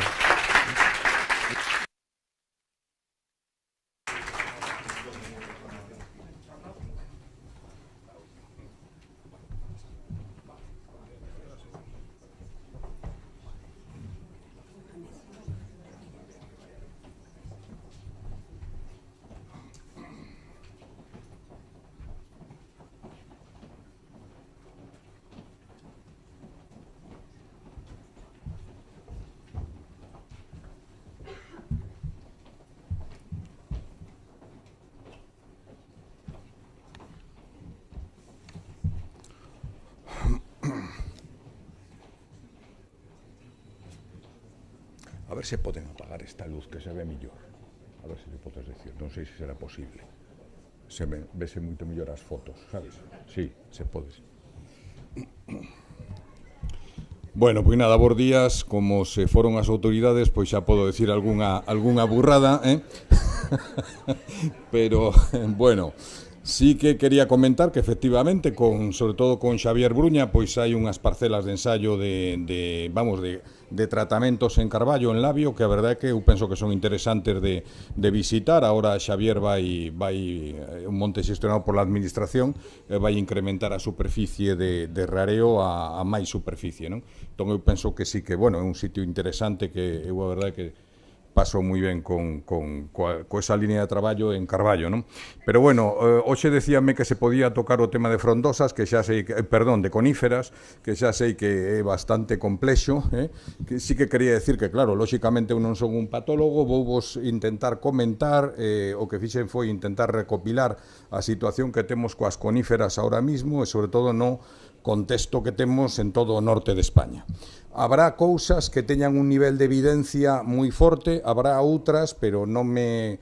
Vou volas comentar tamén, que van ter un nivel de evidencia moito máis lixeiro. Vou intentar decilo en algúns casos, porque aquí están cambiando as cuestións en canto a coníferas, pois eu penso que bastante rapidamente. Bueno, non sei se ven as fotos, interesábame que se vira ben, porque hai distintas especies, pero bueno, se non podedes apagar, pois... Vale, pois nada, pois entón vamos a ir tirando. Vamos a ver sitios que as coníferas van ben, sitios que as coníferas van mal, vamos a intentar ver distintas especies, vamos ver un pouco esta situación. Este é un monte da Diputación de Lugo, aquí no Río Rato, onde facemos prácticas, que vai o radiata aínda moi ben, é un radiata adulto, que ten bastantes anos xa, e que está medrando a un ritmo duns 20 metros cúbicos por hectárea e ano. Bueno, vamos a ver se podo pasala. Non me funciona o de pasar. Vale. Entón, este é un pouco o esquema que vos vou comentar. Vou pasar moi por riba en algúns aspectos para non dar moito o leñazo. Vou vos comentar un pouco das coníferas en xeral a nivel Galicia-Lugo. De todos os problemas que temos, eu penso que gran parte ven dados polo cambio climático, os impactos actuais e os problemas de bandas, as especies alternativas e algunhas conclusións e propostas. Entón, estas son as cifras de plantación con subvencións de coníferas nas derradeiras 9 campañas. Lóxicamente, isto pasaron da Dirección Xeral de Montes, da subdirección en concreto, e entón aí tedes un pouco as cifras que se barallan. Para o último ano, non é executado, senón simplemente aprobado. Entón, lóxicamente, a idea que eu penso que polo que vexo dos que estades aquí, temos todos na cabeza é que no forestal traballase a partir dun recurso que hai que ir facendo co tempo, polo tanto, un esquema lóxicamente de traballo, tú, claro, non podes cambiar o recurso de un día para outro. Que temos en Lugo? Cifras próximas a unhas 400 hectáreas que se executan anuais de coníferas con axudas, 517 están aprobadas en 2024, e o 60% é Pinaster, un 24% é Radiata e un 17,5% é Silvestre. Iso para a provincia de Lugo. Iso xa nos está dicindo que o ritmo, aunque non se sabe moi ben canto Radiata se planta sen axudas, iso está nos dicindo que o ritmo de plantación de Radiata a nivel Lugo non vai ser suficiente como para manter o recurso, iso cousa que, xa seguramente todos vos dades conta, non? Son cifras en xeral, que están aí, non son realmente moi altas. Outra cousa que quería comentarvos, que, vou ir rápido, pero eu penso que vades ter o... A verdade é que non sei onde teño que apuntar para pasala. Non sei se me pasan... Pasaderme a vos. De acordo. Pois entón vou vos dicindo que pasedes. Sí? No, isto... vale, apunto aí. Vale, perfecto. Aí tedes un pouco as zonas onde se corta a madeira en Galicia. Isto está sacado dun estudio de Picos, que a verdade é que ten a maioría dos estudios que hai de cortas son del. É un colega da Universidade de Vigo. Como un pouco vedes aí, non se ve moi ben, pero realmente Radiata concentra moitísima corta, Lugo concentra moitísima corta de piñeiro Radiata, e polo tanto, en canto ao perfil de produción forestal que hai en Lugo, Lugo parecese máis ao País Vasco co resto de Galicia. Interesábame decir isto porque agora vamos comparar bastante, vou intentar compararvos co País Vasco. Aí tedes cortas de Pinaster, cortas de Radiata, cortas de Silvestre, e Lugo está producindo ahora mismo do orden de 2 millóns de metros cúbicos de coníferas. A pregunta é se realmente será posible que manteña ese nivel de produción, posiblemente non, como decía antes Villapol, non?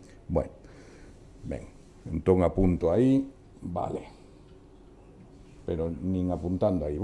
Superficies en canto ao inventario forestal continuo de Galicia. Aí poñovos un gráfico que tamén presentou Picos na derradeira reunión de Mondariz sobre piñeiros, pero claro, é moi difícil saber a evolución da superficie de coníferas por comparación de inventarios, porque as metodoloxías son distintas, pero en calquer caso, como tamén comentaba el alí, non se, polo menos, dar algunha referencia onde se ve que efectivamente en coníferas foi baixando a superficie. Que está pasando nos últimos anos?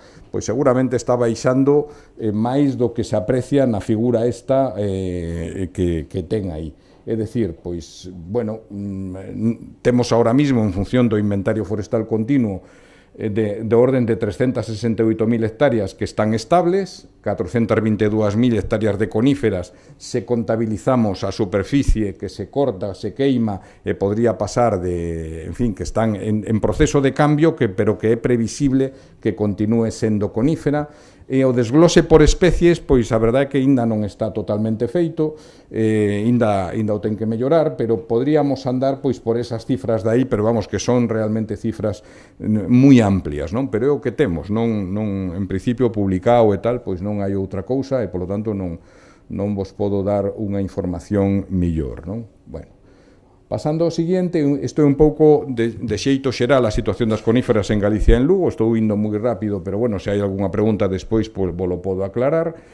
E pasando ao segundo punto, pois temos unha situación de cambio climático, que non me funciona o de pasar, aquí está, que, bueno, pois para os estudios de cambio climático aquí non me vou parar, hai que facer un montón, hai bueno, pois fontes de información especializadas que dan información sobre os problemas que vamos ter de incremento de temperaturas. Aí un pouco vos la resumo, tanto a EMET como CHELSA, como a Fundación para a Investigación do Clima, vale?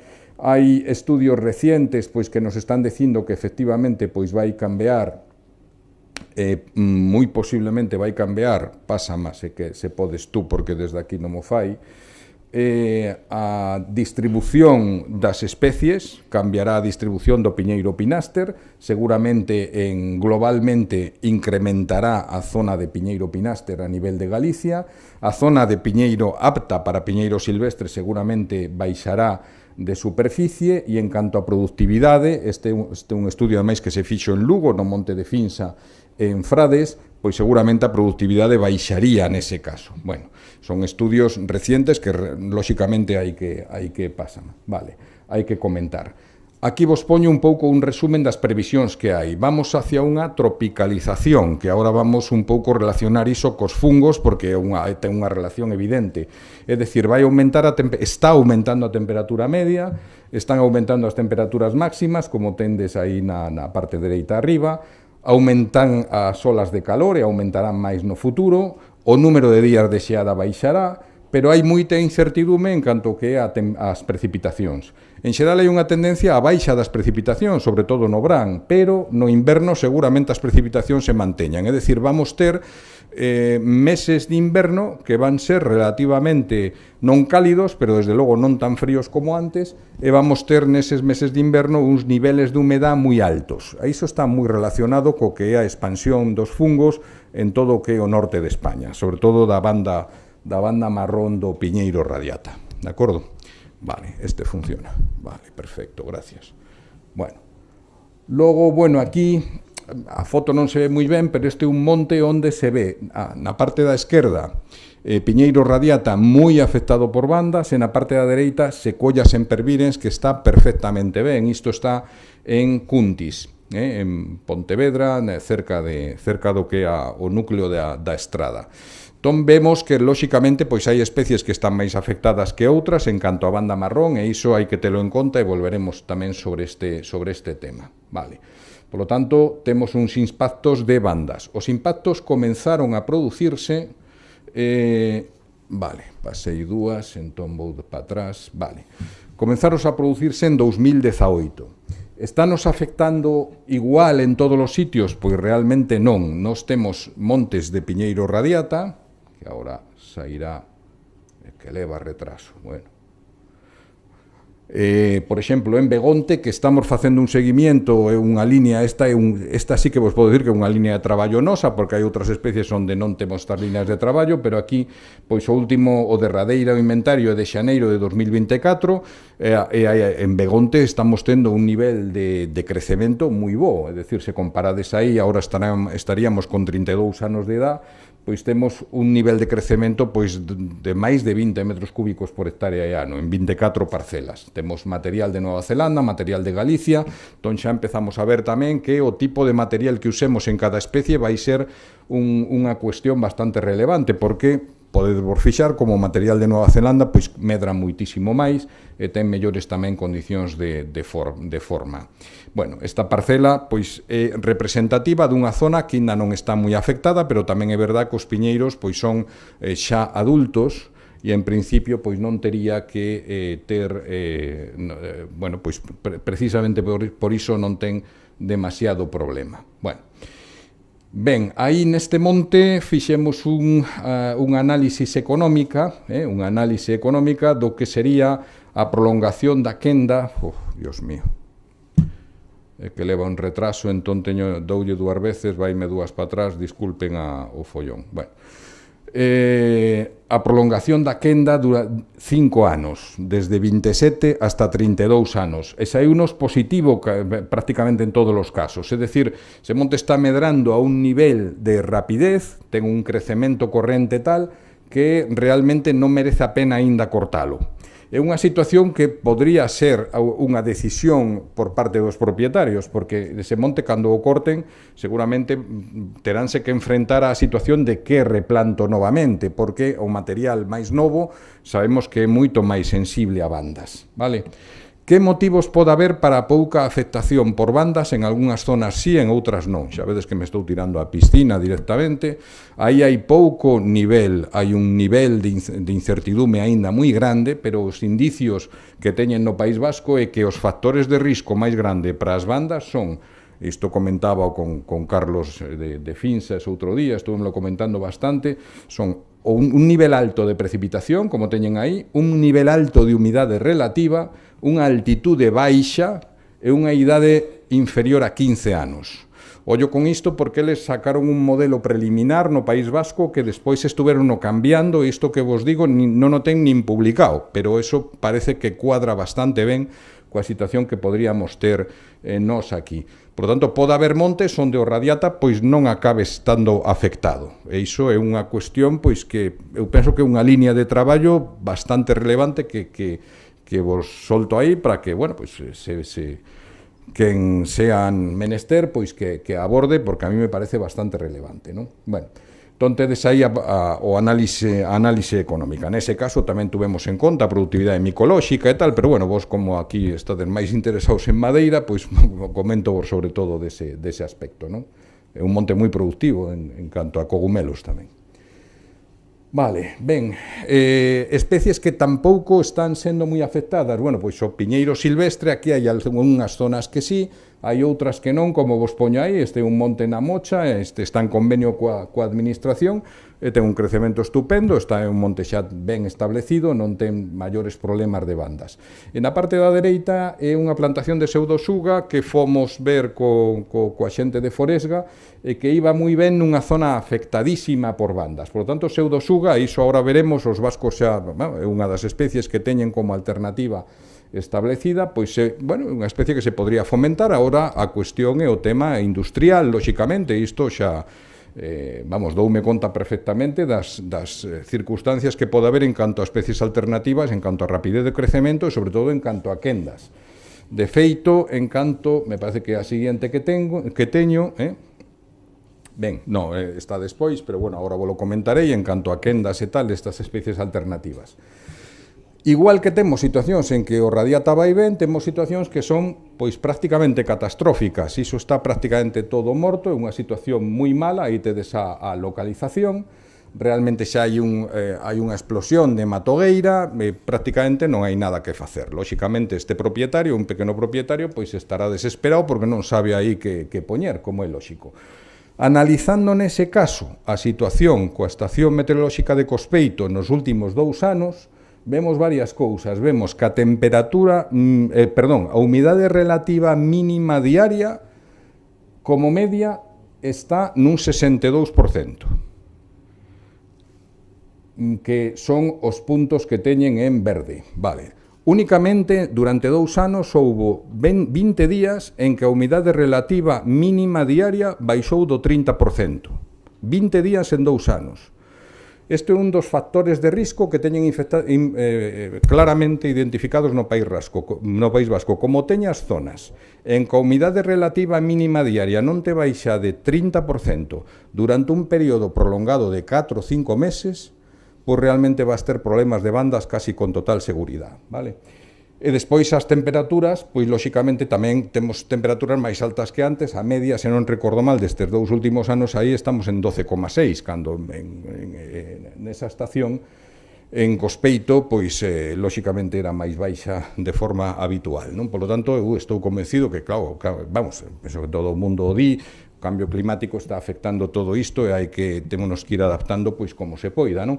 Neste caso, por exceso de humedad, curiosamente. Bueno, vale, ben, dito isto, pois claro, tampouco se trata de renunciar á radiata, e de feito hai zonas que nos solemos ir de prácticas aí, na toda a zona que leva Hugo Barredo, que os montes pois están bastante ben, bueno, eu diría que moi ben, varios montes veciñais en Mancomún que están en xestión pola administración, están en Castro de Rei, aí fixeron tratamentos, claro, a gran ventaxa de facer tratamentos en montes un pouco grandes é que o tratamento pois sempre é moito máis factible, non só factible, senón efectivo, porque non tes pois outras propiedades onde non se tratou e que, polo tanto, son fonte de inóculo, non?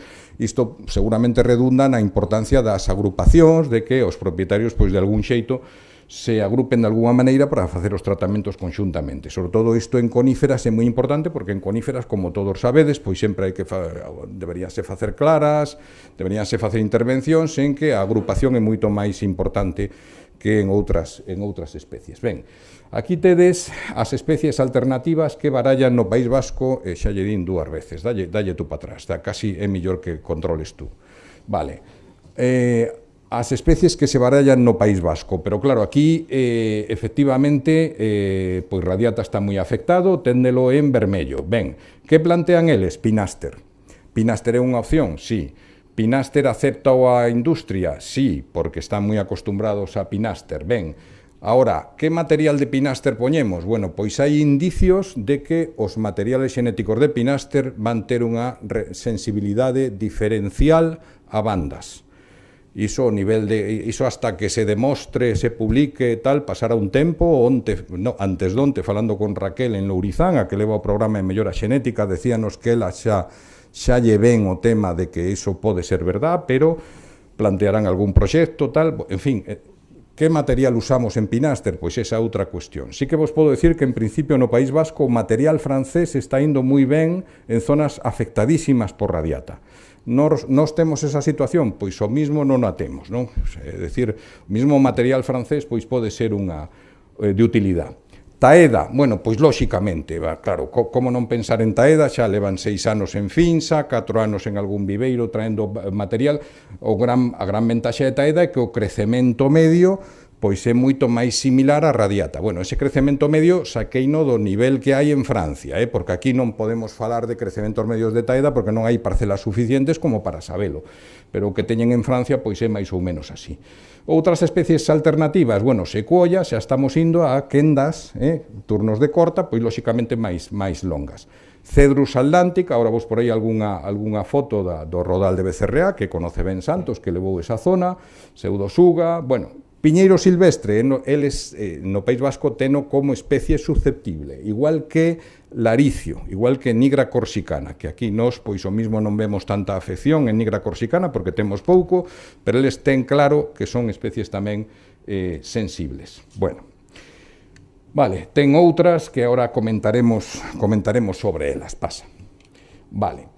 Entón, dentro destas alternativas, pois tamén non podemos, claro, hai que ser, claro, isto é un mundo tremendo, como xa podedes imaginar, porque é que habrá que ver a que son sensibles e resistentes, porque non só se trata de falar de banda marrón, senón que se trata de falar de outros problemas, non?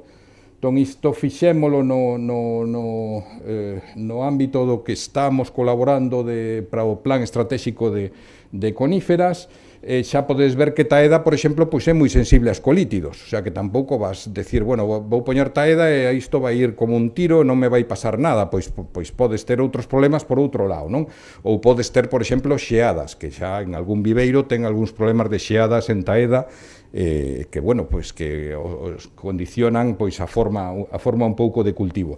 Aí tedes, pois, Taeda nunha parcela, aquí na parroquia de Caraño, porque xa se empeza a ver Taeda, como saben tamén os colegas dos distritos forestais, que algunhas, isto foi unha localización que me mandaron dos distritos forestais e fun ver varios casos destes, non? Entón xa se está poñendo. Porque vos fagades unha idea, tamén Taeda no País Vasco hai unhas 300 hectáreas xa plantadas. Navarra hai outras 300 hectáreas aproximadamente. Por lo tanto, taeda é unha especie que vamos ter aí, vamos, que xa a temos, non?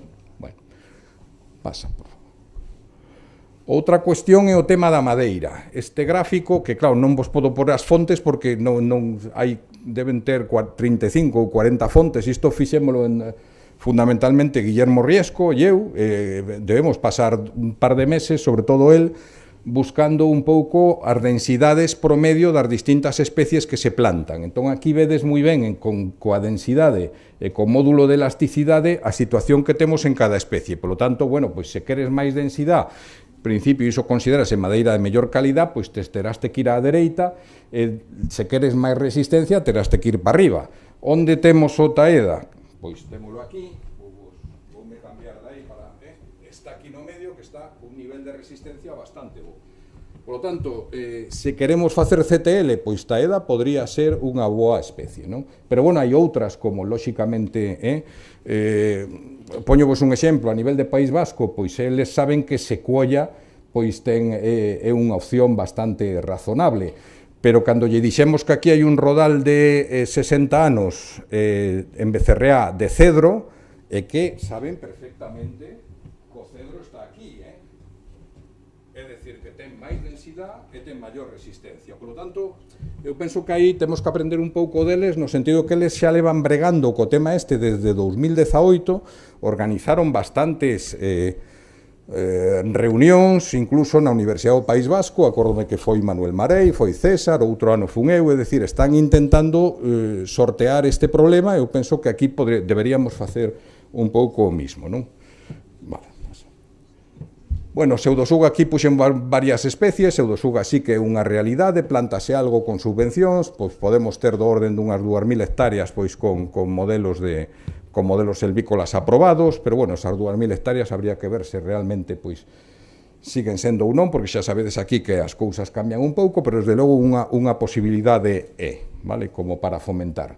Isto sen renunciar a radiata, porque eu supoño que radiata unha idea que teñen no País Vasco clara é deixalo en zonas máis mediterráneas, como podríamos ter nós aquí un pouco en conclusión, podría ser esa conclusión, é dicir, bueno, radiata é máis zona para zonas de sur de Lugo, cando realmente era para norte de Lugo.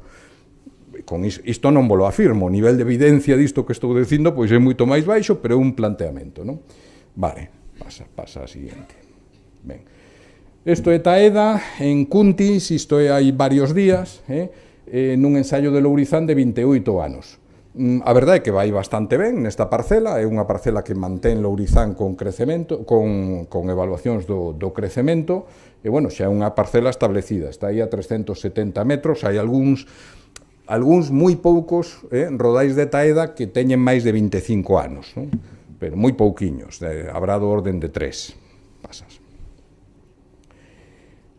Isto é taeda no arboreto de Lourizán hai 2 días, que estuve con Gabriel, que controla moitísimo de coníferas, e esta ademais é unha especie americana, aunque sea do sur, e esta é unha zona onde o taeda pois vai bastante ben. Neste arboreto ademais podes comparar con outras coníferas que están ali moi cerca. Tamén hai que decir que o pinaster que tiñan ali iba mellor co taeda, pero bueno, é un planteamento como unha especie alternativa, pois estou la pondo porque falase moito dela e tal, por recopilar un pouco de información. Ten bastante boa facilidade pa poda, é bastante recto, ten unha forma aparentemente, aunque non empezamos a avalialo ali medindo e tal, pois non tiñamos tempo, pero ten unha forma aparentemente moi boa, bastante recto. Tamén hai diferencias por procedencias de taeda. Vale, este é o rodal de cedro en Becerreá. Bueno, habrá que ver se a industria realmente pois pode ser unha madeira que lles interesa, pero sí que vos reincido no que vos comentaba antes, no País Vasco, que están deseando vir a ver este rodal porque xa ten 60 anos, entón claro, é un rodal onde tú podes ver a potencialidade da especie aquí. Isto plantou un enxeñeiro que estuvemos intentando saber quen era un montón de tempo, non houve maneira, un que estaba no Patrimonio Forestal do Estado, pero bueno, era un innovador porque plantou 9 hectáreas desta especie, el consideraba no seu momento pois que podía ir ben e efectivamente foi así. Pasa. De feito, aquí podedes ver a información LIDAR do 2012 e do 2016, os retornos LIDAR nesa parcela, entón tedes pois a altura máxima en 2012 era 30,4, sigue medrando, está medrando, pensamos nos co LIDAR no entorno de 2 metros cada 4 anos, é dicir, a medio metro por ano. E aí tedes unha foto tamén con Gabriel outro día, pois con uns diámetros xa pois bastante considerables. Por lo tanto, moitas veces tamén temos que valorar o que temos aquí, non sea que o valoren máis os vascos que nós. Pero bueno, iso é un rollo, os digo eu, que non me fagades caso. Pasa. Secuoia. Bueno, Secuoia tamén, outra especie alternativa, estou falando moito do País Vasco, pero eu penso que é a referencia, eles chegoulles moito antes o problema. Entón, en Secuoia están pensando claramente como unha especie que pode ser alternativa. Vale. Aquí témola, efectivamente, hai rodales de Secuoia. Xa identifiquei o punteiro. Fixadevos, isto é unha reunión que van ter a semana que ven sobre Secuoia, porque están planteando, xa se plantea desde hai tempo, silvicultura clonal, vale? Entón, pois, hai distintas empresas a nivel mundial que te ofertan clons de Secuoia e que ten as súas características a madeira. Que superficie teñen ali? Bueno, pois, fixadevos co Radiata, isto é o inventario forestal do País Vasco, que é o nacional no País Vasco, bueno, de 2024, datos de fai nada, vale? Mandoumos Alejandro Cantero hai nada, entón tedes aquí en estado de repoblado Monte Bravo, é dicir, nos primeiros estadios de desenvolvemento, siguen tendo Radiata, efectivamente, pero claro, a cousa xa cambia bastante porque Pinaster xa é unha especie que aparece aí con bastante plantación, Cryptomeria, que agora comentareivos algo dela, moi pouquiño, Pseudosuga bastante, Secuoia teñen pois do orden de 2.000 hectáreas, é dicir, están diversificando coníferas. Tamén é verdad que hai propietarios que optan por deixar vexetación natural. Tamén vos lo digo, é dicir, bueno, mira, eu non sei exactamente que teño que plantar, porque o Radiata vai mal, deixo a vexetación natural, a que veñan carballos e tal, bosque atlántico. Bueno, optan por esa decisión, non? E aquí, penso que a última é Cryptomeria. Cryptomeria, eles teñen moito, teñen do orden de 4.000 hectáreas, por tanto, teñen unha aposta importante ali por Cryptomeria, tamén en Navarra. Se vos dades conta, no listado este de Asturias de especies alternativas tamén estaba Cryptomeria, por lo tanto, bueno, pues, un pouco o entorno no que nos movemos, non? E aí tedes pois algo de información, sobre todo referente a Francia. Eles en Francia, na Bretaña francesa, pois consideran como unha especie de diversificación, pois que ten un bo nivel de crecemento, pero bueno, o que vamos ao de sempre, unha quenda un pouco máis longa co que son os piñeiros, non? Eu penso que nada máis, pola miña parte, pois remato, que senón non tomamos o café.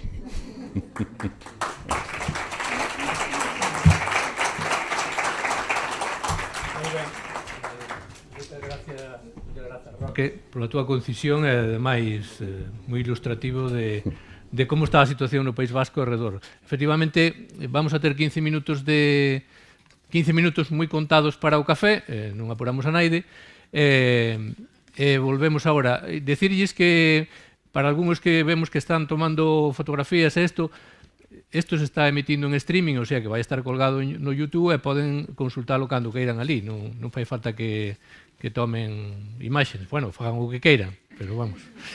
De acordo.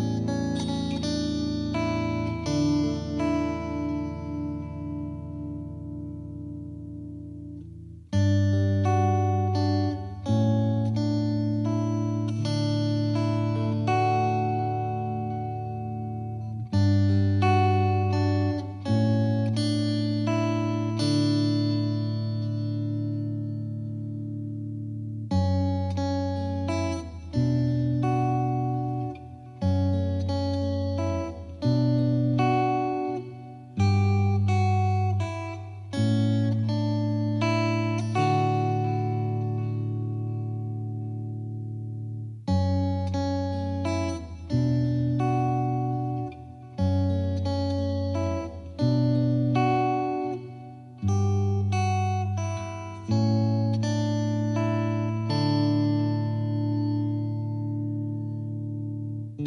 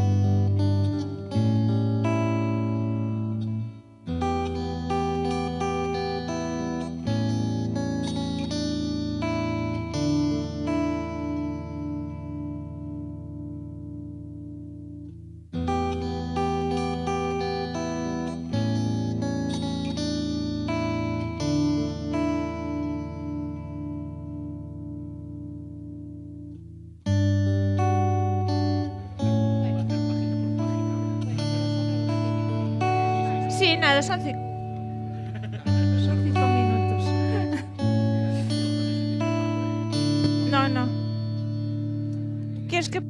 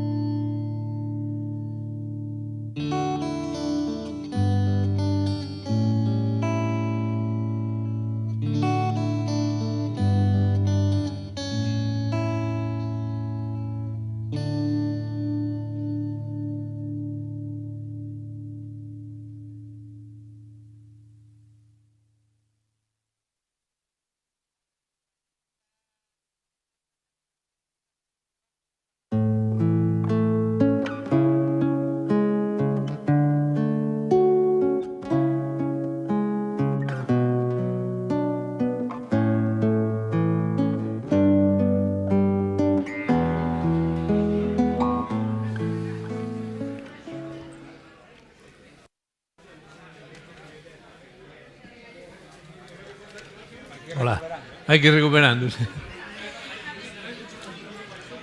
Hola. Buenas tardes. Cuando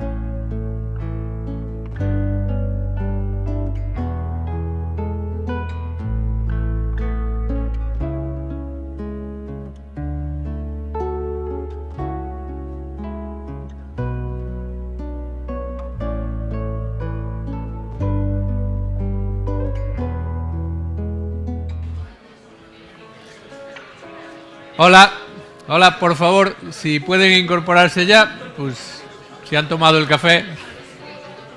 Vamos a comenzar con la segunda parte. Gracias.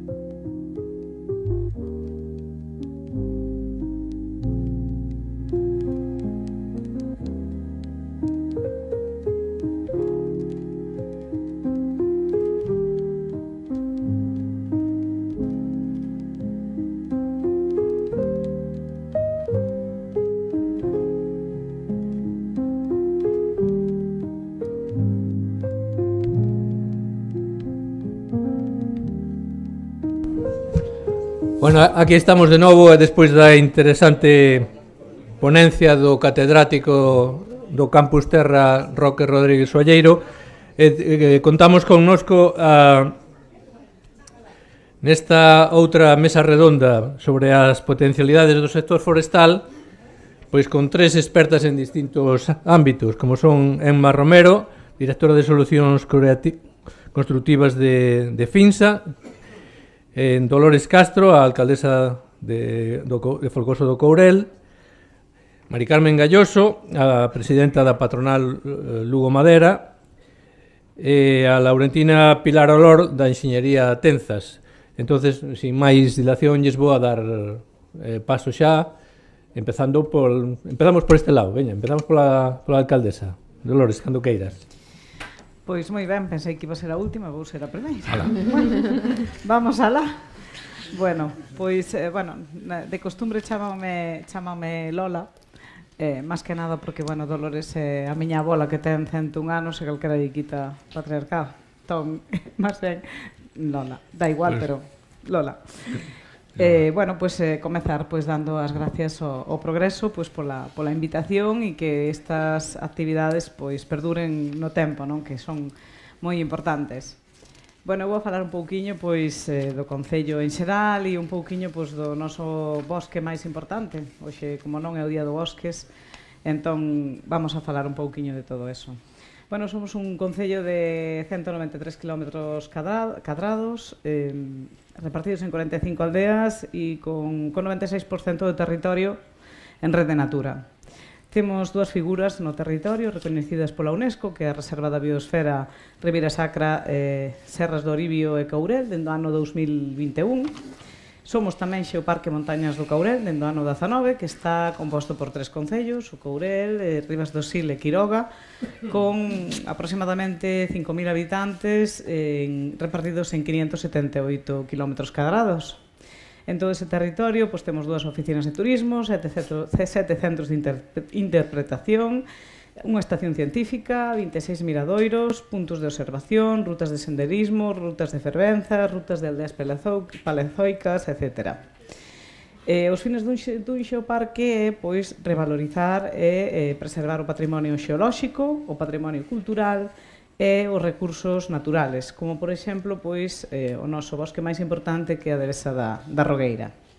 A Devesa da Rogueira forma parte da comunidade de montes veciñais e mancomún de Rogueira a Cabana, ten 21 tipos diferentes de bosque, 900 especies de plantas, incluídas a metade de todas as orquídeas de Galicia, máis de 400 especies de fungos e 200 especies de vertebrados, en apenas 200 hectáreas de terreo. Foi o primeiro bosque de España e segundo en Europa en obter a certificación FSC de servicios ecosistémicos, co obxectivo de promover nos bosques unha xestión forestal sostible. Este novedoso proceso de certificación FSC foi posible gracias ao traballo de Asefor Ingeniería Forestal e á implicación da propia comunidade de montes Rogueira a Cabana. Gracias a esta certificación, a empresa lucense Agroam interesouse neste proxecto e ca súa aportación a comunidade de montes puido restaurar unha cabana que fora sempre utilizada para o ganado e volve a ser utilizado para ganado en Moreda Maior. Actualmente, desde a Xunta de Galicia, mediante o Consello de Medio Rural, lanzaron unha nova liña de axudas a estes montes certificados en servicios ecosistémicos para garantizar e axudar na conservación. A Federación Galega de Montañismo, recentemente, tamén lle concedeu á Ruta da Devesa da Rogueira, que atravesa este bosque, un premio que acredita como itinerario de senderismo máis popular de Galicia. É o itinerario máis coñecido polos galegos. A Devesa pertence ao núcleo de Moreda, é unha aldea modelo dende o ano 2020, no que se levou a cabo unha especie de concentración parcelaria, entre comillas, porque foi sin intervención da administración. Os veciños puxéronse de acordo, cederon os seus terrenos e instaurouse unha explotación gandeira con vacas que están por todo o territorio da comunidade de Montes Rogueira a Cabana e de porcos celtas dentro da aldea modelo promovida pola Consellería de Medio Rural, non? A parte da dehesa da Rogueira, que me estendín máis neste monte do Caurel, porque se concentran estas casuísticas de exemplo de desarrollo e de protección, e sendo hoxe o Día do Bosque, pois había que falar dela. Pero, bueno, no Caurel temos todos os montes que son igual de fermosos e importantes, non? A parte deso, temos outro patrimonio moi importante, que son os outos, polos que discorren rutas de senderismo, como a Ruta dos Sequeiros de Mostazo ou a Ruta do Río Pequeno. E foron afectados polo lume no ano 2022, pois o souto de Froxán, o de Vilamor ou de Vilar, entre outros, non?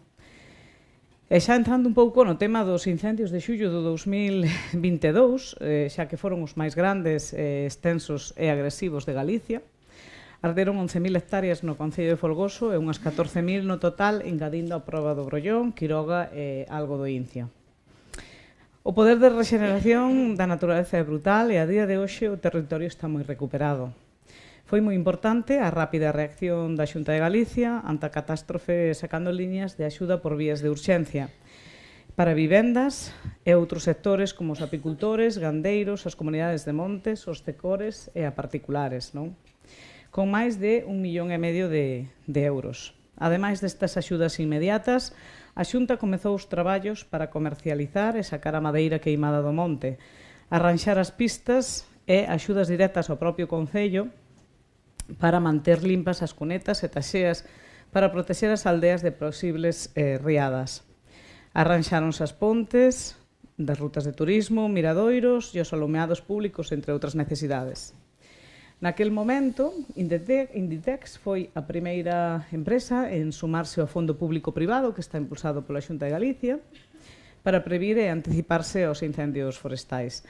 Uns 9 millóns de euros á comunidade. E boa parte deses fondos están en proceso de redacción dos proxectos. E unha boa parte desas aportacións van a ser destinadas ao Caurel, con propostas que foron recollidas e que me parece que foi moi importante da man dos propios habitantes do territorio.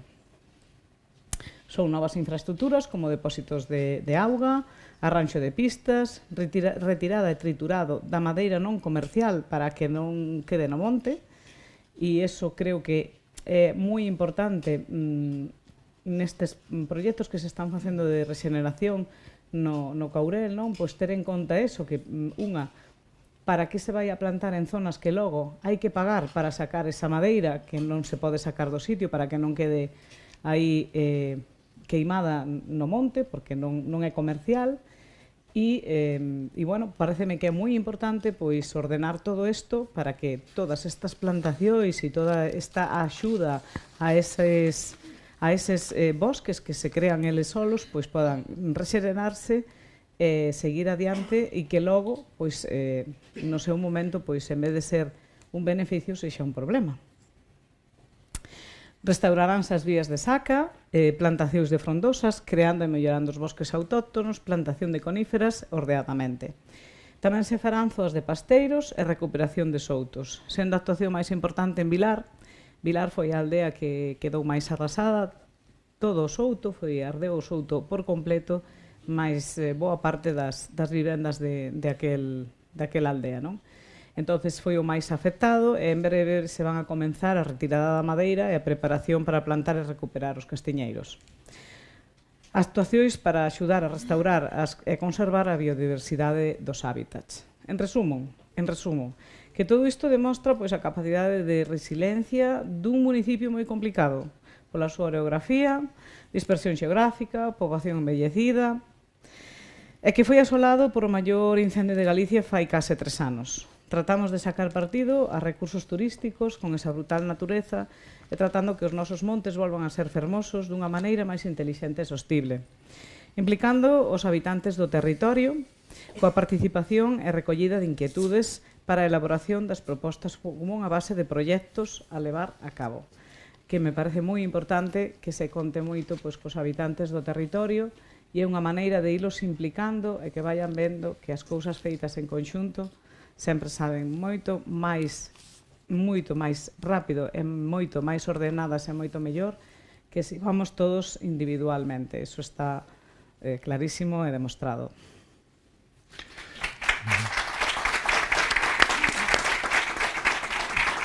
Pois moitas grazas, Lola, por recordarnos o maravilloso que é... Chámame Dolores se queres. Non, agora vou chamar Lola.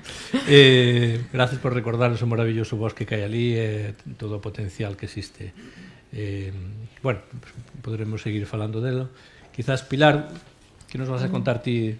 Vai ser máis mariñana a intervención ou non? Pois a verdade é que me poñedes un pouco difícil, porque falou xa antes tanta xente con tanta experiencia e tantos coñecementos sobre o sector que non me deixades moitos temas, pero vamos a ver que podemos contar, non? Antes de nada quería agradecervos que esta iniciativa, porque a verdade é que creo que é moi importante que teñamos foros nos que nos poidamos xuntar as distintas partes do sector, poidamos compartir opinións e o mellor que non nos quedemos só en compartir opinións, sino que acabemos aterrizando iniciativas e proxectos en beneficio do sector e do noso rural, non? Bueno, contovos un pouco quen somos en Tenzas e que é o que facemos, non? Nosotros en Tenzas empezamos a nosa andaina no ano 2010 aquí na provincia de Lugo.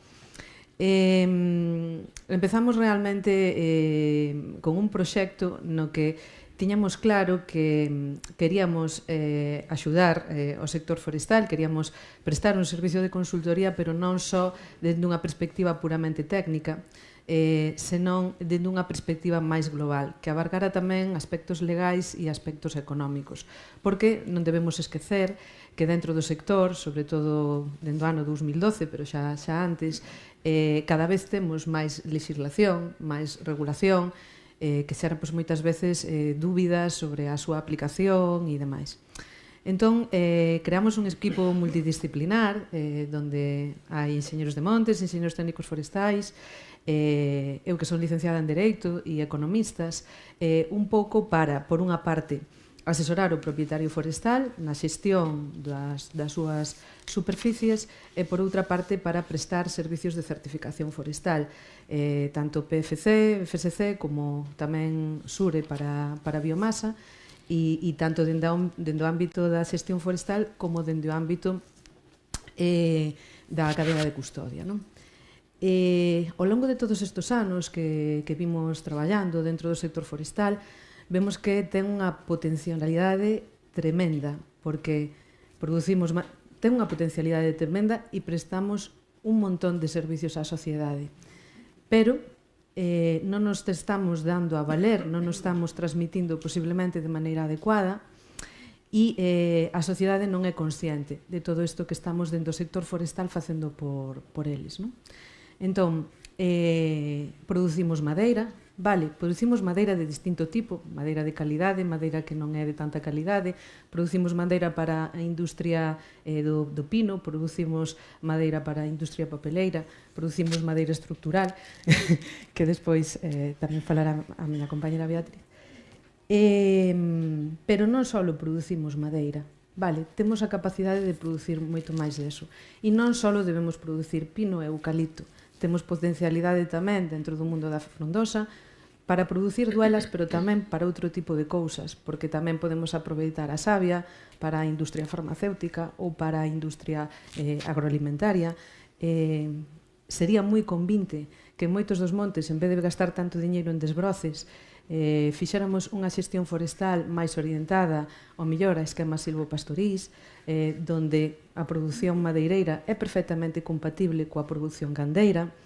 Deberíamos aproveitar máis os nosos recursos de cogomelos, de froitos silvestres, de castaña. Xa hai iniciativas que o están facendo, pero quizáis deberíamos dar un paso máis e facer ademais sempre a transformación dese produto dentro do noso territorio, porque realmente onde está o diferencial económico é nese valor engadido, que moitas veces deixamos que se nos marche de aquí.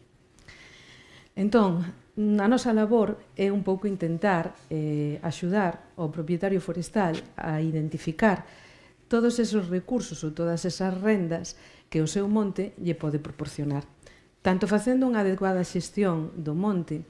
E aquí eu creo que todas as empresas que traballamos facendo consultoría forestal deberíamos facer a veces algo de autocrítica, porque está moi ben que fagamos proxectos de ordenación e está moi ben que fagamos planificación, pero moitas veces nos quedamos aí. E quizáis o máis importante é que despois eses proxectos de ordenación se leven á práctica e teñan un seguimento axeitado. E que os traballos efectivamente se fagan como se deben facer. Porque hai moito coñecemento na universidade, hai coñecemento dentro das empresas de enxeñería, pero non sempre este coñecemento é trasladado axeitadamente ás empresas de silvicultura ou incluso a veces tamén, aínda que en menor medida, ás empresas de traballos forestais. Entón, creo que nesto temos todo o sector unha asignatura pendente.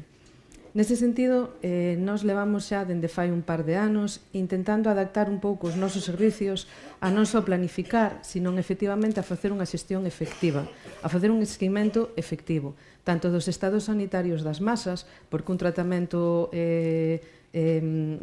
feito no momento adecuado pode salvar efectivamente unha plantación e pode incrementar a produción desa plantación, como a incentivar que os traballos selvícolas se fagan no momento en que se deben facer e intentar tamén dar unha maior transparencia para o propietario forestal á hora de vender madeira, que é, quizáis, outro dos problemas que, cando empezamos a traballar nesto, detectamos dende o punto de vista do propietario forestal.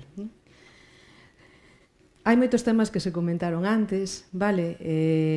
O tema do minifundismo, por exemplo, que é outra das asignaturas que temos tamén pendentes.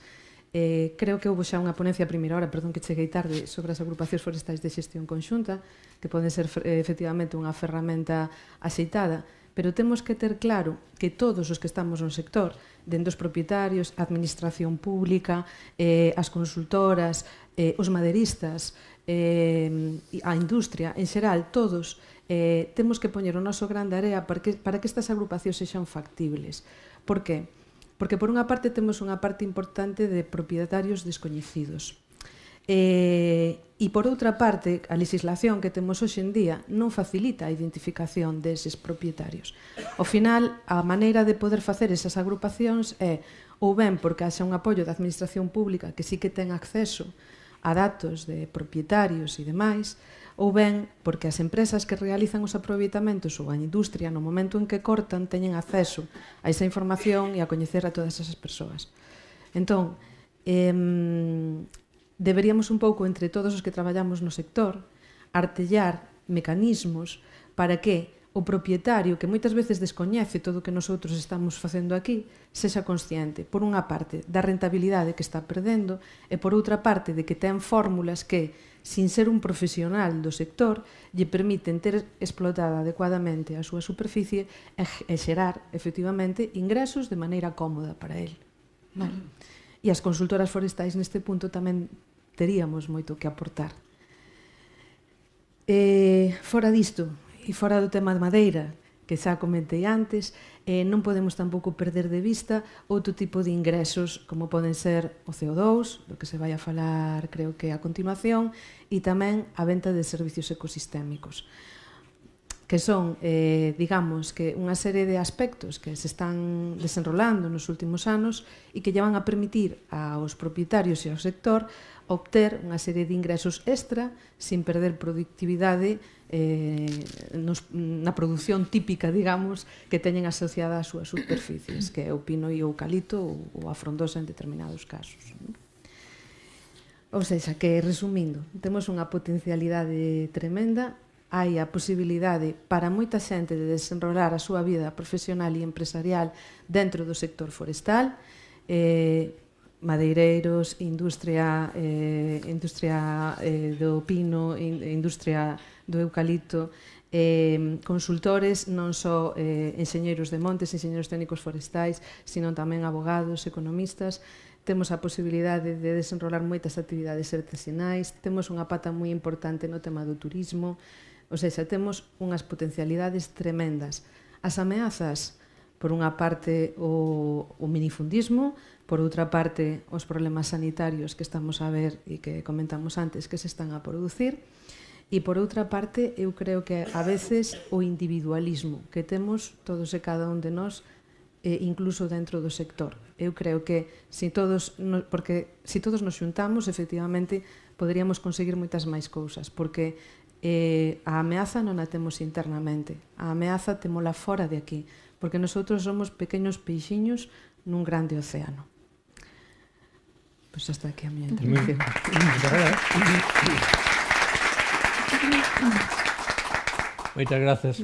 Moitas gracias, Pilar. Pois, Emma, non sei se... Moi ben.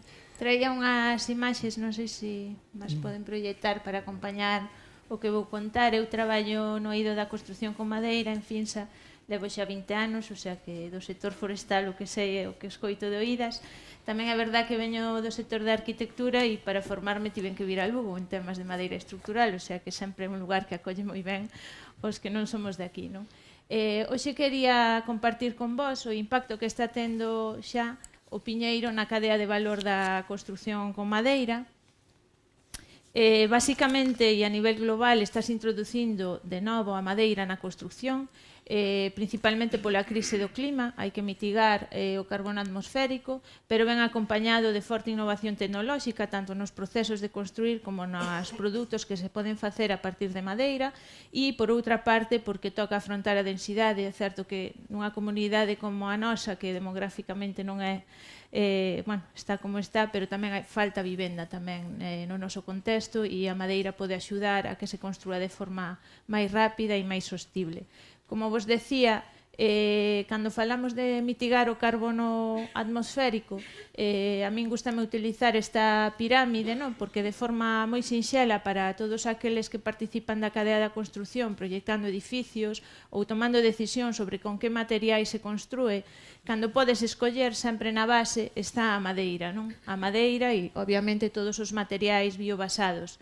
Aquí vemos como si ante a posibilidade de escoller un chan de madeira ou un chan de outro material, pois sabemos que coa madeira sempre vamos ir do lado da sostibilidade. Isto que é algo que a nivel europeo temos moi enriba da mesa, non? De como reducir a pegada de carbono. No eido da promoción inmobiliaria está chegando forte porque a maioría das promotoras que están actuando hoxe no noso mercado están promovidas por fondos de inversión que están tendo moi en conta estes valores a hora de facer activos inmobiliarios. Non ven tanto por unha sensibilidade socioambiental que tamén, senón porque ao final pois os fondos están obtendo beneficios de facer activos inmobiliarios que reducen a pegada de carbono. Como vos decía, non é posible construir sin todo o traballo que se fai xa no eido forestal. O traballo para a construción empeza a partir de aí, temos que traballar co que hai. Neste caso, é moi importante poñer de manifesto todo o traballo que se fai na primeira transformación, con bo aserrado, secado e clasificación. O máis importante para nós é entender que se necesitamos 20, 30 anos con frondosas moito máis para ter unha madeira para poder construir, é moi importante saber clasificala para sacar o máximo valor posible de todo ese traballo e os cuidados ao que estivo sometida esa madeira, non? Pero aquí solamente chegaríamos con primeiras e segundas transformacións o que son produtos para construir, non? De materiais a produtos, pero para construir necesitamos pasar por sistemas constructivos e que esos sistemas constructivos se poidan aplicar en edificios, non? Como se está construindo agora, e aquí a cadea da construción está cambiando, cada vez estánse introducindo máis prácticas de construción industrializada por dous motivos principalmente, porque hai que construir de forma máis rápida e porque falta moita man de obra, e todos os procesos que se poidan facer nunha fábrica, lóxicamente, melloran moito a calidade de vida dos traballadores, pero tamén optimizan como se construe, e para ser posible todo isto, non, de xerar sistemas constructivos a partir de madeira, introducir digitalización cos modelados BIM que nos permiten chegar á máxima precisión no deseño antes de implicar materiais na construción ou ensamblaxe. Temos ahora mismo en Galicia, e estamos sendo un lugar que se mira incluso desde outros lugares como paradigmático, porque está xurdindo un ecosistema de autónomos, pequenas, medianas empresas e grandes empresas que traballando de forma colaborativa facemos posible que a nosa madeira estea sendo relevante en edificios, pois en Galicia tamén, pero pois en Madrid ou Barcelona, en edificios residencial de certa envergadura, non? Isto é moi importante porque este ecosistema que non sempre se coñece de todas estas enxeñerías de madeira, moitas enxeñeiros forestais, industriais, constructores e promotoras están adquirindo capacidades e cambiando a súa forma de construir para introducir estas prácticas, non? Pero tamén é verdad que unha vez que aprendes a facer así as cousas, introducir outra especie ou facer o mismo optimizando o recurso vai ser moito máis doado, non? E hai que coidar moito este ecosistema porque está emerxendo, non? E ao final necesitamos unha base sólida de moitas empresas traballando de forma colaborativa. Aquí vedes algunhas desas obras onde estamos colocando madeira de piñeiro, estamos principalmente de edificación residencial, como esta vivenda que vedes, ou esta outra, onde aquí sí que empregamos a madeira termotratada de piñeiro para revestimento de fachadas, ou aquí mismo no edificio Benestar Social, que construíu madeiras vesteiro con CLT de piñeiro, ou este edificio que se está construindo agora en Madrid, que é dunha promotora que valora a sostibilidade, e é un residencial en altura, ou o centro de saúde que se está tamén levantando ahora en Moaña, que inclúe esta madeira de pino, non? Aquí vedes tamén un edificio coa fachada toda revestida de madeira de pino termotratada. O que quero poñer de manifesto con estes exemplos é que volver a utilizar madeira na construción require pois traballar con unha cadea de valor que tamén ten moitos retos por diante, non? E a sociedade cada vez reclama construcións moito máis eficientes e que duren máis no tempo, non? Construir desde o punto de vista da sostenibilidade e a maneira en que a madeira pode entrar aí é convivindo con outros materiais. A tendencia é a solucións híbridas, principalmente, pero quería compartir tamén con vos que a nos toca estar en contacto con todos estes promotores e constructores que realmente cando veñen a Galicia e coñecen o traballo que se fai aquí a nivel forestal, pois quedan abraiados, porque descoñecen, primeiro, como se traballa, pero por outra parte saben que aquí hai unha potencialidade por toda a cantidade de pequenas, medianas empresas, é dicir, ao final temos un territorio onde a capacidade para sacar madeira é moi boa e quería tamén compartir con vos que sempre felicitan o traballo que se fai en Galicia coa madeira.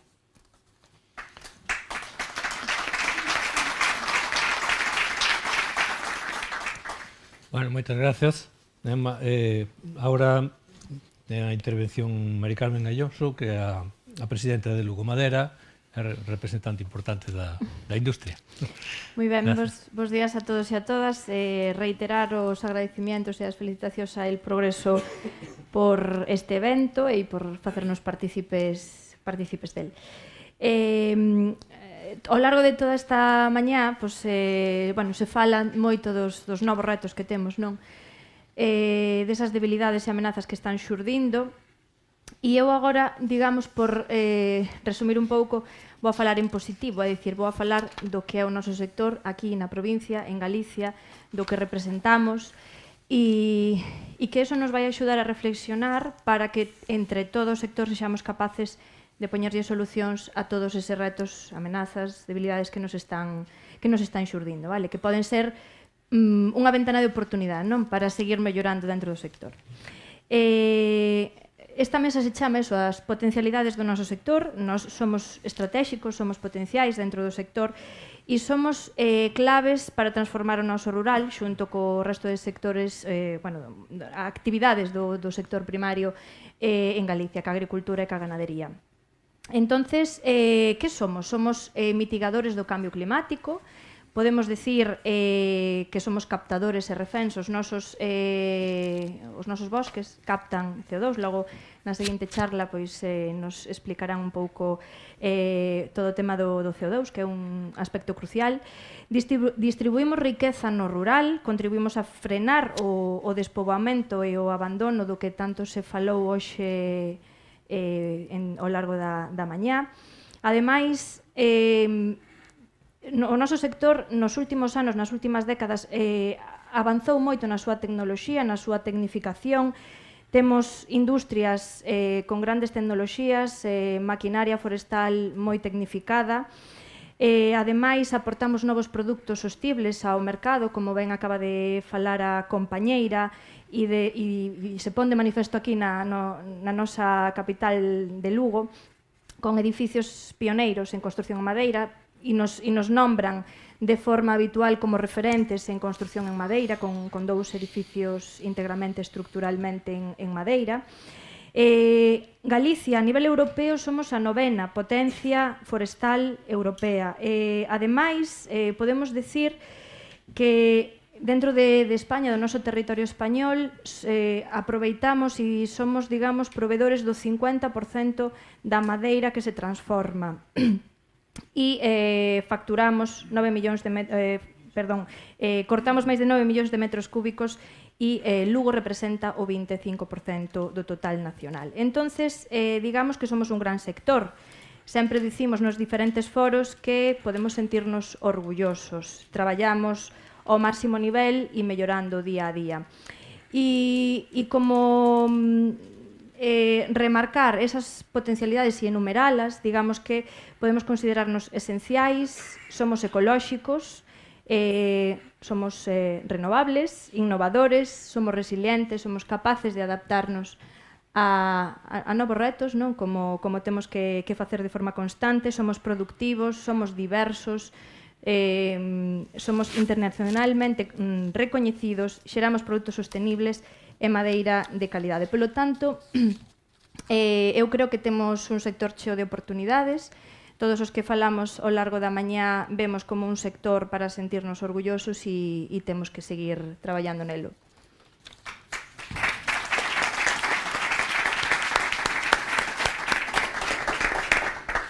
Moi ben, pois, moitas gracias. Eu quixera que xa que sodes tan disciplinadas e tan efectivas na transmisión dos vosos mensaxes, agora puidéramos ter unhas pequenas preguntas vosas. Eu vou aproveitar para facer a primeira e voulle con un pouco de mala idea xornalística, por poñelo así, a Emma.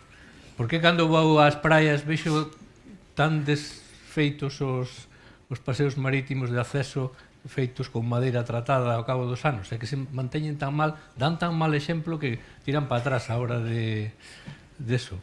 Sí, bueno, en cambio vexo, nunca fun a Xapón, pero vexo edificios en Xapón feitos con madeira que está tratada con madeira queimada, están impolutos.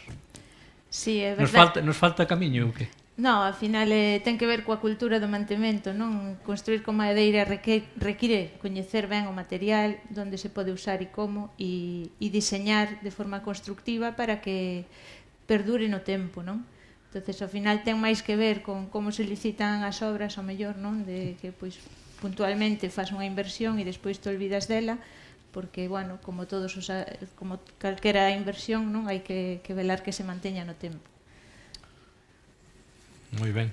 Pois, alguén ten algunha pregunta así rápida que nos poidan aportar desde o auditorio? Se non sigo eu, que como sou xornalista, pois non.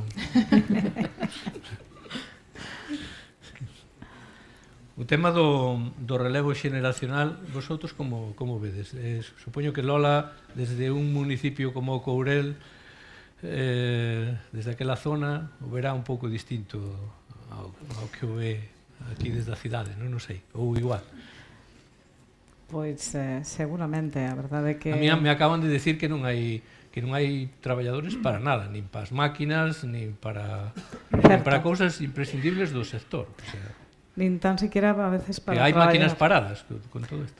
Nin tan siquiera a veces para traballar no propio concello. Estamos empezando a ter problemas, pero xa non estamos só falando destes sectores, que creo que falta de todo, desde médicos, secretarios, en todas as profesións, non? Entón, bueno, cada vez está máis complicada a cousa. Eu non sei que é o que vai a pasar, pero sí sinto unha preocupación moi seria, porque, bueno, sí, cada vez está faltando máis xente en todos os sectores. E non sei se vamos a ser capaces de eso, de manter un relevo xeracional. Perdón, que non me salía. E tamén, bueno, pois mira, destacar que estamos aquí nesta mesa e non o dixemos, pero somos 4 mulleres, non? O mellor, pois nun sector que antes estaba máis, non había tanta muller nel, e que cada vez hai máis. Eso sí creo que é moi positivo.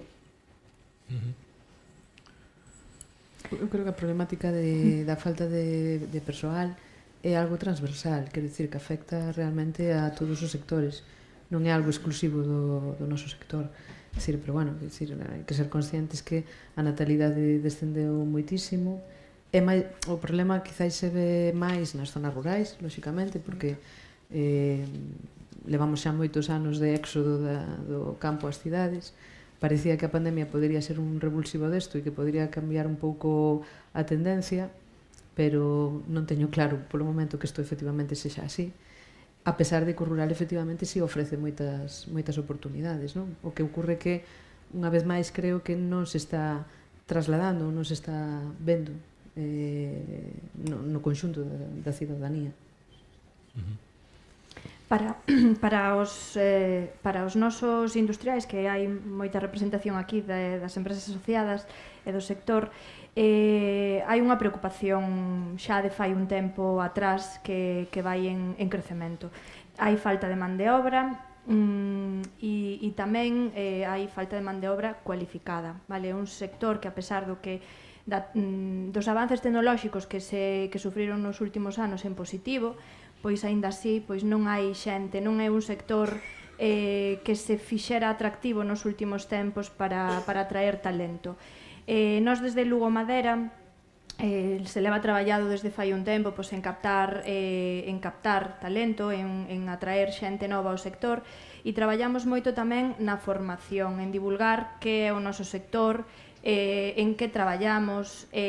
Hoxe en día, traballos que se facían fai 30 ou 40 anos moi manuales e de moito peso, a día de hoxe está todo moito máis mecanizado. Entón, para que a xente nova que está que non valora o noso sector como unha oportunidade de traballo, que sí que se lle poña encima da mesa e que poda decidir traballar e incorporarse ao noso sector. Pero, é difícil, é un dos retos que temos. Moi ben, pois moitas grazas por estar connosco e polas vosas palabras. Nada, vamos a continuar, se queredes, xa coa xornada. Invito entonces aquí ao estrado a César Preser Cruzado, que é o profesor titular de proxecto de Enxeñería da Escola Politécnica Superior do Campus de Lugo, que nos vai falar da comercialización dos créditos de carbono. Cando queiras.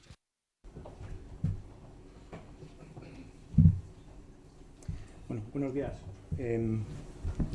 Muchas gracias. Quería comenzar dando las gracias al Grupo El Progreso, a Lugo Madera y a la Xunta por organizar esta jornada. Opino como Paco que yo creo que aporta y que debería hacerse de forma con más frecuencia, incluso de forma permanente.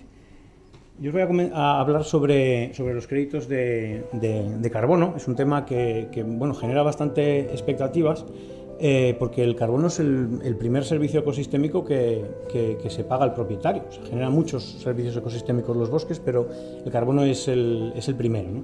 Entonces existen muchas expectativas también porque ahora mismo el único mecanismo, ya un poco por usar los términos que vamos a usar en esta presentación, el único mecanismo que nos permite venderlo, que son los proyectos del Ministerio, del Real Decreto 163/2014, pues supone que hay una serie de comunidades de montes, de ayuntamientos, aquellos que tienen montes patrimoniales o comunales, que reciben de vez en cuando alguna llamada de alguna empresa que les quiere comprar una cosa que se llama carbono y que nadie sabe dónde está, ni cómo se mide, ni cuánto puede ser, y esto es algo que genera bastantes expectativas, ¿no? Un poco por rebajároslas también, desafortunadamente lo único que hay ahora mismo que nos permite comercializar créditos de carbono es algo que está en extinción, es el decreto 163/2014, que desde tanto la Administración europea, nacional y autonómica hay interés en desarrollar estos mercados con todo lo que ello lleva, pero que a día de hoy no hay nada que pueda contar en el nivel de detalle que quizás estaréis interesados en saber, ¿no? Pues cuánto carbono puede tener un monte de tal tipo, con arreglo a ese mecanismo, cuánto podría vender y en qué circunstancias. Yo voy a contar algo un poco más amplio, que es cómo aprovechar los mercados de carbono para fomentar la gestión forestal activa, si es que eso fuera de interés. Vale. Voy un poco por aterrizar en el tema del carbono. Algo que también quiero comentar, porque suele haber bastantes dudas sobre esto: no podemos vender lo que ya estemos haciendo. El carbono que ahora mismo tenemos en el bosque, en el suelo, o lo que ahora mismo se está capturando, no lo podemos vender. Tenemos que hacer algo a mayores, tenemos que poder vincular cambios en la gestión con secuestro adicional. Esto es algo importante que todos tenemos que ir interiorizando. En cuanto a la forma que tienen los proyectos en la práctica, en cuanto a la forma de cuantificarlo, serían básicamente esos tres tipos que tenemos ahí, ¿vale? Bien sea en cualquiera de esas tres situaciones, lo que tendríamos que hacer sería que muestran esas gráficas evoluciones del carbono con el tiempo, ¿vale? En distintos tipos de proyectos tipo LULUF a la izquierda, RED en el centro o IFM de gestión forestal mejorada a la derecha, caracterizar lo que se llama el business as usual. ¿Qué es lo que estamos haciendo? Es esa línea punteada gris, que no sé si la podréis ver, que es esa de ahí, ¿vale? Esta y esta. Sobre eso implementamos un proyecto, que sería en ese punto concreto, que consiste en muchas cosas. Aquí vamos a hablar de diversidad, de tipos de proyectos que se están vendiendo por el mundo, ¿vale? Y en base a ese proyecto tiene que producirse un cambio. Y eso es lo que vendemos. Vendemos esa adicionalidad con respecto a esa línea base, ¿no? Algunos ejemplos de actividades que tienen mimbres para ser incorporadas a los proyectos de carbono, si es que existe un mecanismo que nos lo permite vender: reforestación de terrenos previamente no forestales, esto lo conocemos todos, esto es el Real Decreto 163/2014, ¿vale? Pues el registro del Ministerio que todos conocemos. Cambio de dinámica de perturbaciones y emisiones asociadas, los proyectos tipo RED, que quizás les suenen por otros países, ¿vale? Serían proyectos donde lo que se vende es que hay una tendencia regresiva en cuanto a la densidad de carbono y implementamos políticas, cambios que suponen cambiar esa tendencia regresiva en cuanto a la dinámica del carbono, y lo que se vende es la diferencia. Alargamiento de turnos de corta, cambio de modelos silvícolas, pasar de un determinado modelo silvícola a otro, utilizando como base el modelo original. Eso sería gestión forestal mejorada en sentido estricto. Y, según algunas definiciones, gestión forestal mejorada también son otras cosas que tienen que ver con la industria, ¿no? Como, por ejemplo, cambio del destino de la madera, ¿vale? Aquí hemos visto algún ejemplo de uso de la madera estructural, en procesos industriales que mejoren la eficiencia, y también otra serie de actividades, ¿no? Entonces, en el contexto de esta variedad de proyectos que pueda haber, yo lo que voy a un poco reflexionar sobre cómo se deberían de cuajar esos mecanismos que nos permitiesen vender los créditos de carbono, algo que es muy relevante porque es justo en el momento en el que nos encontramos. Ahora mismo se están desarrollando toda la parte legislativa para poder vender carbono. Y la estructura es esta: o sea, primero tenemos que desarrollar la normativa, después aparecerán los mercados y a partir de ahí los mecanismos. El mecanismo es el nivel de más concreción que nos va a permitir, donde nos vienen las reglas y las normas sobre cómo podemos comercializar carbono y en qué condiciones, cómo cuantificarlo, ¿no? Bueno, en cuanto a la normativa, eso viene de acuerdos internacionales. En general hay mucho consenso sobre las metodologías, ¿vale? La matemática que hay detrás de estimar esos créditos de carbono son las guías del Panel Intergubernamental del Cambio Climático de las Naciones Unidas, en el que hemos participado en la escuela en la elaboración de estas guías también, y la legislación tanto europea, nacional como autonómica. Ahora mismo está recién salida del horno, de diciembre del 24, la legislación europea, ¿vale? A rebufo de la europea aparecerá la nacional, y si es necesario elaborar legislación autonómica, sería a continuación, o es posible que no, y que de alguna manera nos imbriquemos directamente en la nacional o en la internacional. A partir de ahí vienen los mercados, ¿no? Aquí en los mercados hay muchos apellidos que podemos poner a los mercados, ¿vale? Tendríamos mercados regulados, aquellos que están regulados por una ley o no regulados, un acuerdo privado que pudiera tener una determinada empresa que únicamente estuviera interesada en un papel que pone yo tengo carbono, sin necesidad de que exista una ley que lo regule. Obligatorios o voluntarios, hay sectores que están obligados a compensar sus emisiones de carbono y hay otros que lo compensan por responsabilidad social corporativa. Entonces, obligatorios serían todos aquellos que están obligados a hacerlo, voluntarios aquellos, que quieren vender un producto libre de carbono o otros motivos, ¿no? Y después a distintos niveles también. Y después, a continuación, debajo tendríamos los mecanismos, que sean las reglas concretas que nos van a permitir vender carbono, ¿no? Para cada una de estas tipologías de bosque. Tipologías de proyecto. Entonces, yo de lo que, como he orientado esta presentación, es, pues si tuviéramos una carta a los Reyes Magos y dijéramos, mira, vamos a intentar aprovechar los mercados de carbono para algo, ¿no? Pues ¿cómo sería ese dimensionamiento de esos mercados para que nos ayuden en el sector forestal a algo? Y ese algo tampoco yo tengo claro qué es lo que es, pero bueno, vamos a un poco hablar sobre esto. Vamos a hablar de cómo podemos aprovechar las capacidades que tenemos aquí en Galicia, vamos a ver cómo podemos evitar problemas de mecanismos similares en otras partes del mundo que se han dado, vamos a aprender de los errores que han tenido otros. Vamos también a cumplir las necesidades de compensación propias. Galicia tiene también necesidades de compensación. Entonces, Galicia debería tener el ojo puesto en las propias necesidades a los efectos de, bueno, pues estar seguros de que vamos a poder tener créditos suficientes para compensar nuestro propio carbono, ¿no? ¿Cómo lo integramos en el marco normativo? Y, por último, también cómo lo integramos en la planificación sectorial estratégica.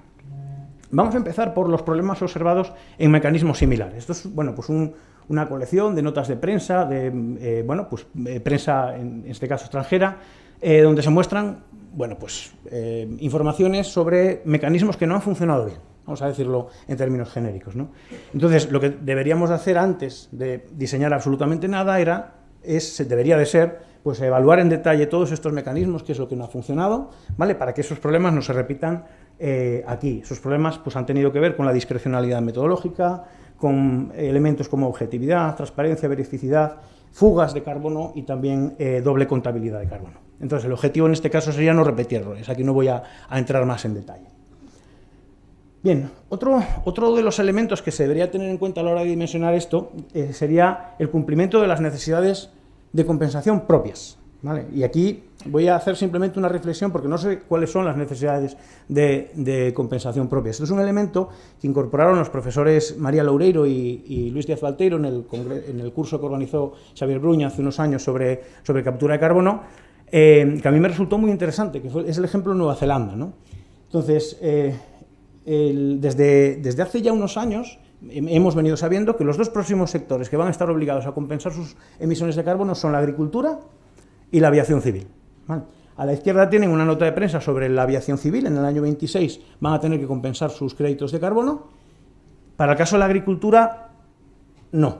Vamos a esperar un poco más. Entonces, ¿cuál es el problema? El problema está en que si nosotros desarrollamos e incluimos la agricultura como uno de los sectores a compensar, lo que vamos a hacer es comprometer quizás nuestra capacidad de producir alimentos. Entonces, a la hora de dimensionar los mercados, no se puede hacer exclusivamente según la perspectiva de quien vende. Hay que hacerlo también según la perspectiva de quien compra. Nosotros somos compradores también, ¿no? Entonces, puede haber una serie de externalidades negativas. Si nosotros diseñamos los mercados de forma exclusiva, atendiendo a una parte, tenemos que tener una visión un poco más global, ¿no? Sobre todo cuando hablamos de sectores estratégicos como el comer, porque tenemos la costumbre de comer varias veces al día. Entonces, ¿qué es lo que hizo Nueva Zelanda? Lo que hizo Nueva Zelanda fue...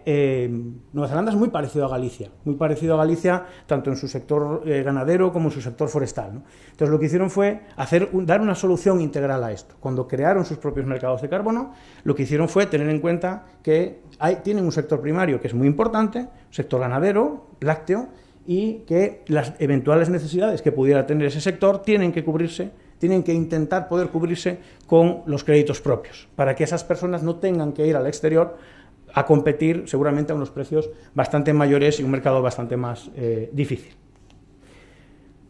Bien, otro de los elementos importantes a incluir sería también, pues, la integración en la planificación sectorial estratégica. Entonces, la pregunta que nos deberíamos de hacer aquí, o que se debería de hacer es, bueno, pues ¿dónde está el sector forestal en Galicia, según los parámetros de referencia, y hacia dónde queremos llegar? Estos resultados que hay aquí son resultados del Inventario Forestal Continuo de Galicia, concretamente, pues, del inventario piloto que tienen disponibles en ese enlace que tienen ahí, de la web de Invega. Y en este caso, nosotros normalmente estos datos del inventario piloto los utilizamos para dimensionar el inventario definitivo, ¿no? Pero sí que se incluyen una serie de preguntas que tienen que ver, en este caso, pues, con la producción objetivo de las masas forestales, que pueden ser de interés para caracterizar a grandes rasgos dónde estamos, ¿no? Esta gráfica muestra, pues, la producción objetivo a juicio de las personas que van a medir el Inventario Forestal Continuo de Galicia para 3 tipologías de bosque: frondosas, coníferas y eucaliptos, ¿no? Y bueno, siendo una información bastante parcial, porque es una malla de 4×4, cuando se disponga del inventario definitivo se va a poder tener más información en este sentido, lo que se ve es que, bueno, pues que la distribución de producción objetivo según grupos de especies es esa. Vamos a asumir que es esa y vamos a creérnoslo. Si lo que pretendemos es mantener esa producción objetivo y no generar la situación de que los créditos de carbono pueden llegar a modificar el destino de determinadas especies hacia usos alternativos, pues tenemos que tenerlo en cuenta, ¿vale? Habría que tener en cuenta, decir, bueno, partimos de esta situación y una vez simplemente los créditos de carbono queremos mantenernos en esta situación, o podemos querer utilizar los créditos de carbono como un catalizador de cambio, ¿vale? Si hay una cierta planificación, si hay un cierto objetivo de movimiento en una cierta dirección, pues se pueden aprovechar para compasar pues, los créditos con ese objetivo que pudiera existir. ¿Vale? Voy a mencionar ahora esa parte de ahí arriba, que es las masas que se encuentran en aparente abandono. Esto es un porcentaje de, en este caso, teselas. No voy a entrar en detalle en cuál era el diseño del inventario piloto, pero vemos que, bueno, que hay un cierto porcentaje de masas que están, bueno, pues en aparente abandono, ¿no? Por distribución por grupos de especies, pues los frondosas parece ser que es la que están en mayor porcentaje, seguidas de las coníferas y, por último, el eucalipto con poca diferencia, ¿no? Bien, esta figura muestra un poco lo mismo, pero en el sentido de, a la hora de proponer cualquier tipo de proyecto de gestión forestal mejorada, tenemos que tener en cuenta con qué miembros contamos, ¿no? O sea, ¿en dónde están nuestras masas? ¿Estamos proponiendo algo que realmente se puede implementar? ¿Cuál es la superficie objetivo que puede recibir ese tipo de proyectos? Esta figura pues muestra nuevamente información a escala Galicia, en base al inventario piloto, ¿vale? Una malla de 8×8, hay que tener en cuenta que es información bastante parcial. Muestran de distribución de edades, ¿vale? Estoy controlando el tiempo, sí. De distribución de edades para 3 grupos de especies, ¿vale? En este caso tendríamos arriba coníferas, en el centro teníamos eucaliptos y abajo tendríamos frondosas. Esa línea vertical, sin significar demasiado, sería un turno medio, ¿vale? Turno medio para cada una de las especies, ¿vale?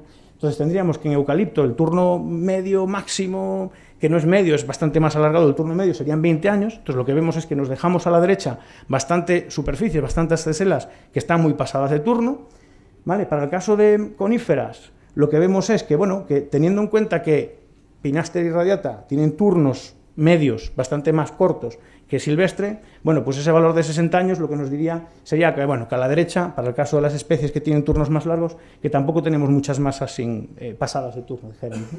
Para el caso de las frondosas, lo que vemos es que, bueno, que tenemos un potencial ahí bastante importante, que son masas jóvenes, una gran cantidad de masas jóvenes, algo que podemos ver también en las clases naturales y de edad y en la estructura de edades, que son una buena base de selección para hacer silvicultura, lo que sea que pudiéramos hacer, ¿no? Bueno, en base a esto, y sin entrar en detalles en cuál pudiera ser la planificación estratégica que tenga quien tenga realmente el conocimiento para hacer esto, pues podríamos decir, mira, pues en el eucalipto vemos algunas masas extremaduras, bastantes masas extremaduras que pudieran estar pasadas de turno, entonces aprovechemos los créditos de carbono para esa superficie y ponerla en producción. Digo yo, no lo sé, o sea, esto tiene que ser que realmente sepa hacer planificación a gran escala, ¿vale? Para el caso de las frondosas, bueno, pues mira, tenemos unos miembros muy buenos en masas jóvenes que por otro lado necesitan silvicultura, ¿vale? Y es el momento adecuado para intervenir. Tenemos una gran cantidad de masas jóvenes de frondosa donde el momento de intervenir es ahora. Quizás no con total seguridad el rédito se obtendrá dentro de muchos años, pero desde luego hay buenos miembros para trabajar. Y en las coníferas, pues no me atrevo, porque ha habido una dinámica de cortas bastante importante durante los últimos años, hay problemas sanitarios, ¿vale? Hay cosas que son bastante curiosas, como por ejemplo un dato que a mí me llama la atención del año pasado, el nivel de cortas del año pasado en el concello de Fonsagrada es mayor que en toda la provincia de Aragón, ¿vale? Y en toda la provincia de Extremadura, solo en concello de Fonsagrada. Entonces, es una foto del año 2022, la dinámica, la estructura para el caso de las coníferas puede ser un poco distinta, ¿no? No tengáis en cuenta estas propuestas, simplemente quiero lo que me gustaría transmitirles es la información que se debería manejar a la hora de tomar decisiones sobre esto, ¿no?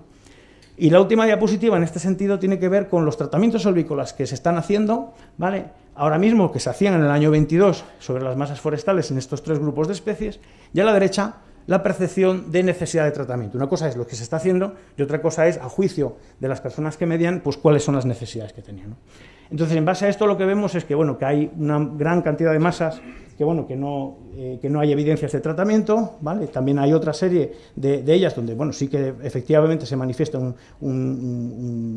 que se han realizado una serie de tratamientos, y en general, pues la necesidad de tratamientos,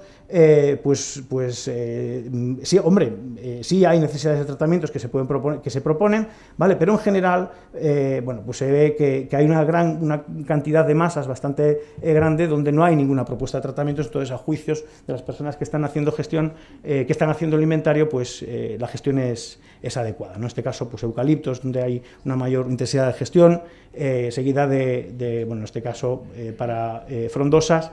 Que no haya una propuesta de gestión no quiere decir que se esté haciendo esa gestión, quiere decir que quizás sea una masa que esté en progresión y que no toque hacer nada ahí. ¿Vale? ¿Cómo se debería interpretar esta gráfica? Se debería interpretar en el sentido de si hay algún tipo de objetivo de hacer gestión forestal activa, se debería poner el ojo sobre aquellas actuaciones concretas que realmente tienen más interés o que son más urgentes.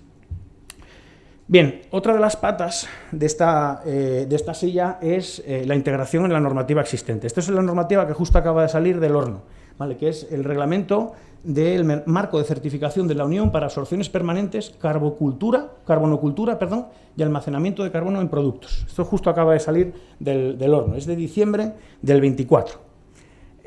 Muy brevemente, para dar algunas pinceladas de cuál es el marco, dijéramos, que nos va a vincular en el caso de los mercados de este tipo, de los mecanismos asociados a esta legislación, bueno, pues lo que busca es armonizar todos los mercados a nivel europeo. Tiene sentido, ¿no? También es un mercado voluntario, pero también no es obligatorio para operar dentro de la Unión Europea. ¿Qué significa esto?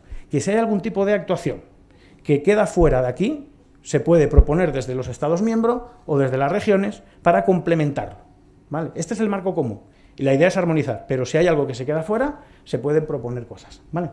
Entonces, ¿qué contemplaría esta normativa? Pues actividades que reporten un beneficio neto en la absorción de carbono o en la reducción de emisiones del suelo, más allá de lo que sea, pues, habitual en la gestión, ¿no? Para el caso de los productos, establece ya también la edad de referencia, el tiempo de permanencia, algo que tampoco hacían legislaciones que había antes. Para productos es más de 100 años y para proyectos forestales de carbonocultura serían más de 35 años. Y en este caso, pues, animan especialmente a que se prorroguen. Serían proyectos que la duración mínima serían 35 años, pero animan a que se prorroguen. Deben de producir un beneficio secundario en relación con los objetivos de sostenibilidad, y esto es algo que nos afecta bastante porque dice, los monocultivos no deben poder optar a la certificación. No deben poder optar. Esto tendría que ser, pues, un abogado el que diga un poco cómo se interpreta esto. Tampoco dice no podrán.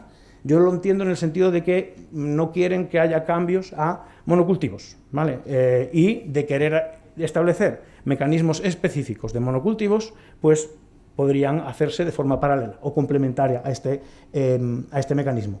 Hay auditoría externa.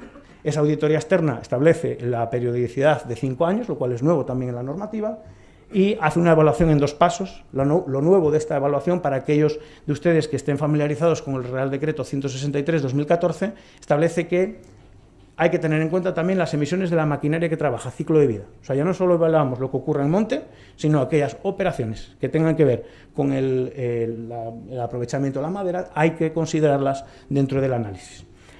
Bueno, y las metodologías son las metodologías de más alto nivel de detalle, ¿vale? Que desde aquí, desde Galicia, se estaría en condiciones de dar respuesta a esto por el Inventario Forestal Continuo de Galicia. Son metodologías que se llaman Tier 3 del IPCC.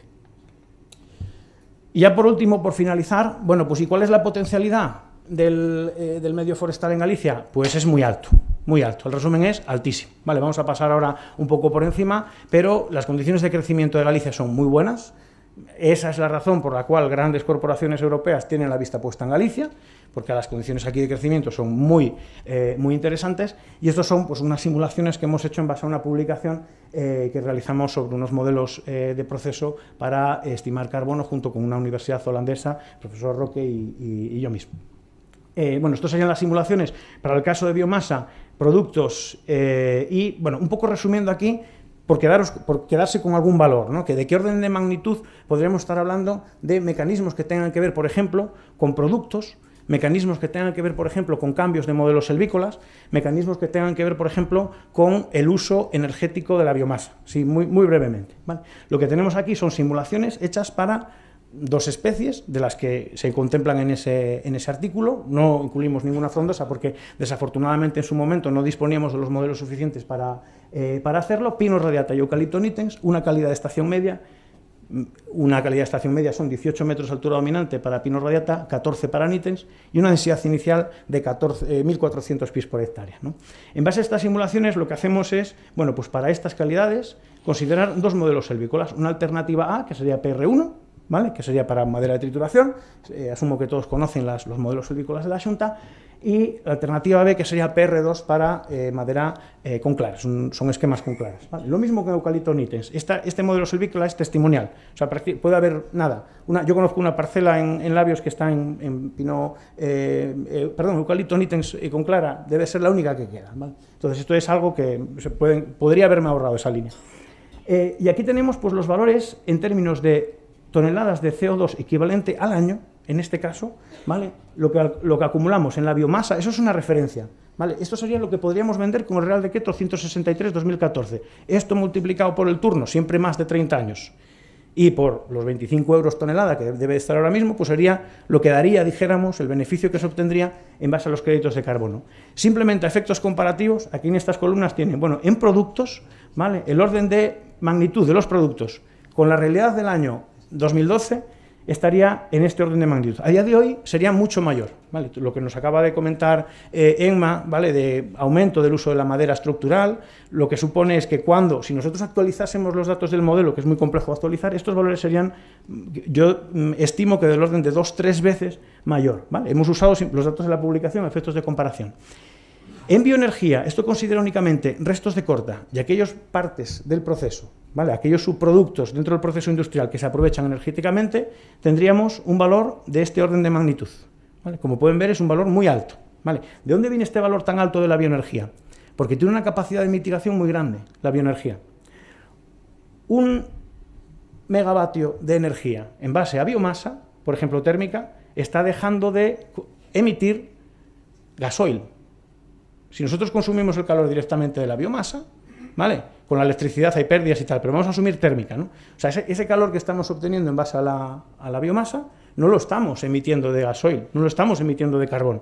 Entonces, a los efectos de cómputo tiene mucho impacto, ¿vale? Es poca cantidad de biomasa la que va a bioenergía, ¿vale? Porque la mayor parte de la producción, en este caso, se va a productos, pero tiene un impacto muy alto, ¿vale? Y, bueno, si cambiásemos, en este caso, de un escenario de uso energético que había en el año 2012 en Galicia a un escenario de alta eficiencia, como lo que existía en aquel momento en Holanda, pues tendríamos una capacidad de aumento de la parte que tiene que ver con la biomasa de este valor a ese valor que tienen ahí, ¿vale? ¿Qué otras actividades contempla también la gestión forestal mejorada? Cambio de sistemas selvícolas. Por ejemplo, pasar de un sistema selvícola B a un sistema selvícola A permitiría comercializar este orden de magnitud de diferencia en biomasa. En el caso de que la biomasa se permita, que sea similar a lo que tenemos ahora en el 163/2014. Vale, este es el tipo de comparaciones que me interesaba comentarles, ¿vale?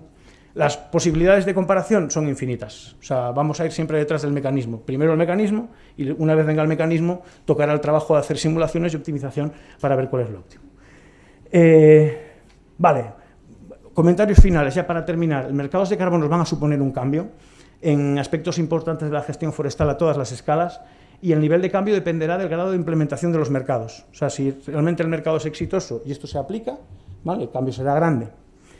Es importante que la configuración de los mecanismos de comercialización esté acompasada con las líneas de actuación de la planificación forestal a gran escala. Por ejemplo, pues la gestión de la gestión forestal activa, promoción, perdón, de la gestión forestal activa, protección contra incendios, a los efectos de aprovechar sinergias con otras políticas y evitar pues, externalidades negativas. Y por último, pues en la configuración de los mecanismos debería tenerse en cuenta, además de factores externos, pues otros factores, ¿no? Sectoriales, como por ejemplo, pues cuáles son las capacidades, cuáles son las necesidades propias de compensación, ¿no? de aquí de Galicia. Nada más, muchas gracias.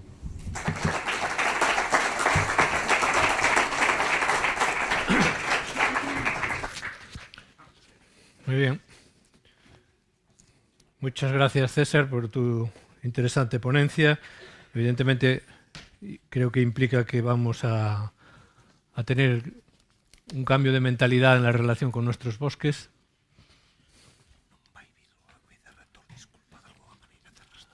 De acuerdo. No, me dicen ahora de que disculpemos la presencia del vicerrector de Organización Académica del campus, el señor Francisco Fraga, porque le es imposible asistir.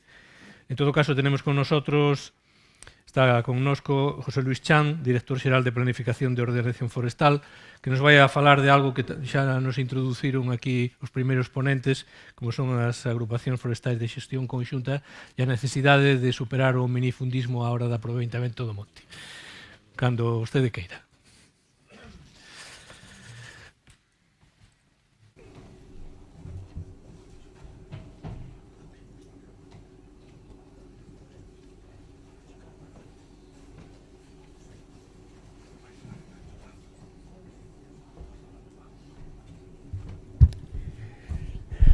Bueno, bons días a todos e a todas as mulleres presentes.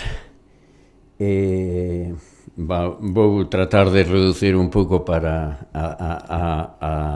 adaptarnos ao horario, pero primeiro quero agradecer ao Progreso a organización desta xornada, xa non só por o contenido, sino por a oportunidade de elixir tamén o día. Estamos no Día Forestal Mundial, entón Galicia sempre ten un papel representativo no que se entende como sector forestal tanto a nivel europeo como a nivel estatal, e creo que ter un día onde se reconozca tanto o papel do monte como o do sector forestal que vive dese monte, creo que é axeitado, aínda que hoxe climatolóxicamente nos fastidiaron bastante os actos de plantación que tiñemos organizados ao longo da comunidade autónoma. Ben, a mí me deron a oportunidade de falar das agrupacións forestais, que é unha das líneas importantes que se están levando a cabo desde o Goberno da Xunta, unha das líneas importantes refletidas no Plan Forestal de Galicia 2021-2040, e, por tanto, iniciamos, ahora veremos unha serie de líneas de traballo para tratar de ir inculcando. Cal é o problema aquí? Vale. Entón, antes de, como teño estado tamén en outras comunidades autónomas falando da nosa realidade forestal, que sempre chamaba poderosamente a atención, me gusta tamén, cando falamos desta necesidade de agrupar e das realidades da microfragmentación da propiedade forestal en Galicia, tamén a veces é necesario partir de outras realidades e digamos a propiedade do monte público en outros países.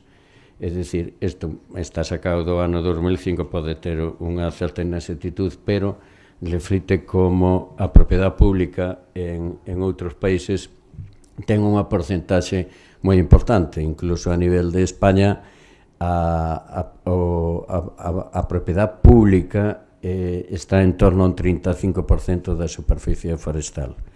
Aí temos comunidades autónomas como a Comunidade de Navarra, Cantabria ou a Rioxa, que están por encima do 70%, e temos ainda comunidades como Cataluña ou País Vasco que teñen un porcentaxe importante de propiedade pública. No caso do País Vasco está máis ben centrado no que é a propiedade foral das diputacións, pero non deixan propiedades públicas, de ser propiedade pública. A parte da importancia da superficie e tamén o tamaño medio que teñen eses montes. Son montes moi grandes, entón digamos que a política forestal aí centrada nese tipo de superficie, centrada incluso tamén a política de conservación da naturaleza ou calquera tal, se conta con unha base moi sólida, que en Galicia vemos onde estamos abaixo, temos un 1,5% desa propiedade pública.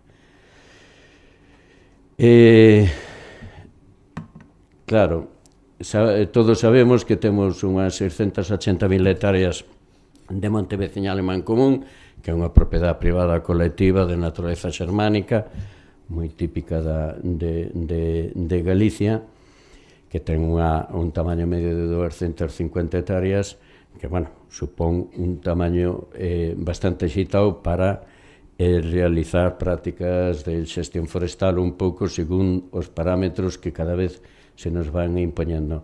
Pero depois temos unha realidade de 1.200.000 hectáreas de propiedade privada particular, as que se lle poden sumar cerca de outras 600 ou 700.000 hectáreas que están consideradas agrogandeiras ou agropecuarias, o cual nos dá unhas cifras de máis de 11 millóns e medio de referencias catastrais, dunhas propiedades particulares moi fragmentadas, que, bueno, nos esa realidade a temos bastante interiorizada, pero cando o sacas noutras comunidades autónomas chaman poderosamente a atención, porque temos preto da mitad das referencias catastrais de toda a península. Isto é unha fragmentación, bueno, unha representación, a escala está arriba de 100 metros do que é a nosa realidade en algunhas zonas. Isto tamén o aproveito para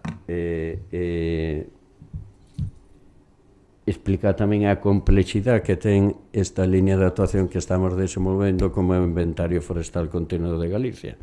É dicir, pasar dunha fotografía satélite como a da esquerda a ter unha representación vinculado tamén á nosa propiedade, sabemos como nos dá un mosaico de vegetación que agora, antes estuvo falando o profesor César Cruzao, que xunto con aquí a Escola de Lugo, xunto coa Escola de Pontevedra, son, digamos, as dúas pezas fundamentais para desenvolver ese inventario, ter todo, conseguir interpretar eso, conseguir identificar especies desa realidade non é doado, por eso que eso de que nos estamos retrasando no inventario hai que ter presente un pouco a realidade que temos, que despois ten cousas boas e cousas malas, non ten por que ser todo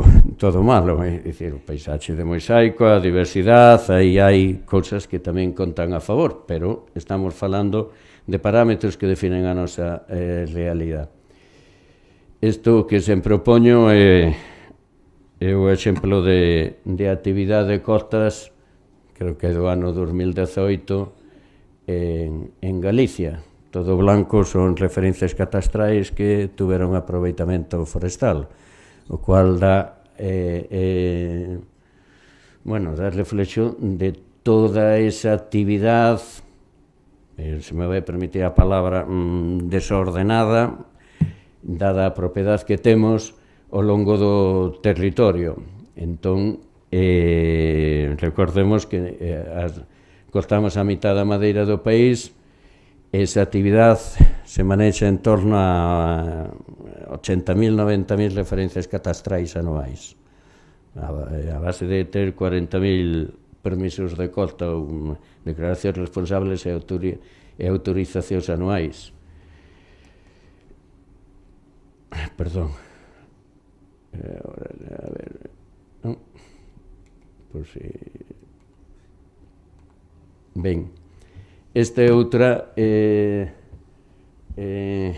outra imaxe, esta é unha parroquia de Monferva, collemos Monferva, hai moitas, donde están as actividades tamén de corta en 3 anos, representadas por colores, donde vemos que, hai diferentes actividades en fincas contiguas, ao mellor solo con unha diferencia dun ano, o cual nos indica que a anarquía, por dicirlo de alguna maneira, da actividade forestal, dada características que temos, nos produce, pois, a parte de alteracións no territorio, digamos, un uso continuado das infraestructuras, nos produce unha pérdida de eficacia, de eficiencia, de economía, de mellora de xestión, de incumplementos de parámetros de sostenibilidade, que con un pouco de organización, un pouco de ordenamento, melloraría sustancialmente todos estes aspectos, no que sempre dicimos multifuncional, aspectos a nivel social, aspectos a nivel económico e tamén aspectos a nivel social e ambiental. Bueno, a nivel da cooperación está definida xa desde fai tempo, desde moito antes que estes señores, pois todo o tema de cooperación entre propietarios, da igual ou entre persoas o que buscan pois é un ben común ou tratar de mellorar unhas situacións que lle permita mellorar esa xestión. Por que as agrupacións de xestión conxunta? Primeiro, para tratar de acadar superficies maiores. Agora xa vou aproveitar o fío do que dixo o profesor César Cruzado. As propiedades particulares que se olviden individualmente de acceder ao mercado do carbono. Eso é inviable. Outra cousa é se hai agrupacións e se hai unha xestión conxunta que permita de alguna maneira medir eses parámetros que permitan acceder a ese mercado do carbono, pero como propietarios individuales particulares, con noso tamaño, ese mercado está pechado. Tamén a vinculación entre os propietarios, cando se buscan obxectivos comuns, esas sinerxias normalmente teñen que ser positivas e iso sempre axuda a avanzar. E tamén a toma de decisións e compromisos conxuntos. Eu engadiría aí tamén o cumplimento de determinados parámetros que se exixen hoxe en día desde o marco normativo europeo e desde o marco normativo estatal. Nos poden gustar máis ou menos, pero que esos parámetros os vai haber que cumplir se queremos comercializar os nosos produtos e queremos certificar a nosa xestión, iso é indudable. Valores, o de buscar o interlocutor único. Moitos propietarios individuais de xeito individual non fan nada contra calquera... Aí a imaxe é un pouco agresiva, non ten por que ser solamente agresiva, senón que está claro que propietarios agrupados teñen máis capacidade de negociación de cara a vender os seus produtos, ten máis capacidade de xestionar eses montes, de negociar precios de planta, por dicir cousas obvias, de negociar con empresas de servicio para a realización de traballos, de superar auditorías, de calquer cousa que se nos ocurra, sempre vai ser moito máis efectiva. Prioridade para acatar a administración, subvencións ou convenios, desde logo nosas líneas de axudas non poden ir a propiedades privadas fragmentadas, se non hai un xeito de unir, por iso que as agrupacións creemos que ten que ser o camiño para que esas propiedades que están vinculadas a esa agrupación forestal teñan capacidade para acceder a esas órdenes de axudas. E tamén, bueno, aí o que se buscan son figuras máis flexibles. Tamén positivo a hora de planificar actuacións, está ahora todo o tema de silvicultura que tamén falou o profesor César Cruzado, está en boga todo o tema de tratamentos fitosanitarios, é imposible abordar tratamentos químicos ou luta biolóxica e a nivel de parcelas individuais se non hai un mínimo de agrupamento da xestión. Potencia a comercialización conxunta e se poden falar doutros usos, aí falo de agroforestal, turismo, cogomelos, os servicios ecosistémicos que falaba tamén César, se teñen que comercializar a través destas organizacións. Que problemas temos? Cando iniciamos eso, pois normalmente incerteza do modelo, hai que ter modelos de éxito para que a xente se anime. A investigación da propiedade en Galicia é un cristo bendito, está por aí o profesor Marei que leva moito tempo traballando neso. En algunhas zonas, eu son de Ourense, pois hai concellos que teñen un 40% de propietarios desconocidos ou de entrada ilocalizables. O de aceptar compromisos a corto, medio e longo prazo de forma conxunta sempre ten unha connotación negativa e mesmo a tramitación administrativa desas agrupacións ou de ter todo eso todos le conocemos que é complicado. Nos iniciamos dentro dun plan piloto de Frondosas, organizamos 5 agrupacións forestais de xestión conxunta. Temos algunhas certas conclusións e sempre me gusta poñer esta diapo porque aquí non é de superhéroes nin de xente que se presenta sempre para solucionar as cousas.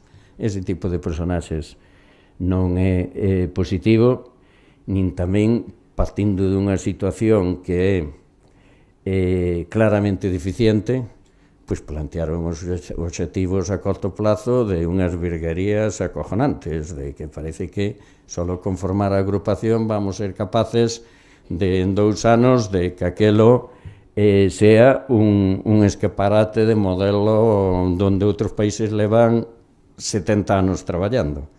Entón, o que sí hai que tratar é de potenciar ese liderazgo natural, e o liderazgo da xente que vive ali, e sencillamente, simplemente, pois alinearse todo o mundo e remar nunha dirección e con tranquilidade ir avanzando, porque é o único camiño que nos ten que levar ao éxito nese tipo de situacións. Marco normativo está regulado na Lei de Recuperación e na Lei de Montes de Galicia. As agrupacións forestais de xestión conxunta está na Lei de Montes de Galicia, no artículo 122. A nivel de planificación están recollidas no Plan Forestal de Galicia, están recollidas no Programa Estratégico do Castiñeiro e da Estrategia para o Fomento da Xestión Activa. Está claro que calquer cousa que trates de medianamente planificar a nivel de Galicia hai que basarse nas agrupacións de xestión conxunta. Instrumentos de apoio, pois as diferentes ordes, algunhas son directas e outras son de papel de zanahoria, se as queres hai que agruparse, co cual tamén exercen o seu papel de dinamización da constitución desas agrupacións. Bueno, pois as agrupacións forestais de xestión conxunta son organizacións que se integran persoas propietarias para buscar de xeito común acadar uns parámetros de xestión forestal e de eficacia e eficiencia na actividade forestal. No molín, o dillo así, esa está. Aquí, agora, sí que quería pararme un momento.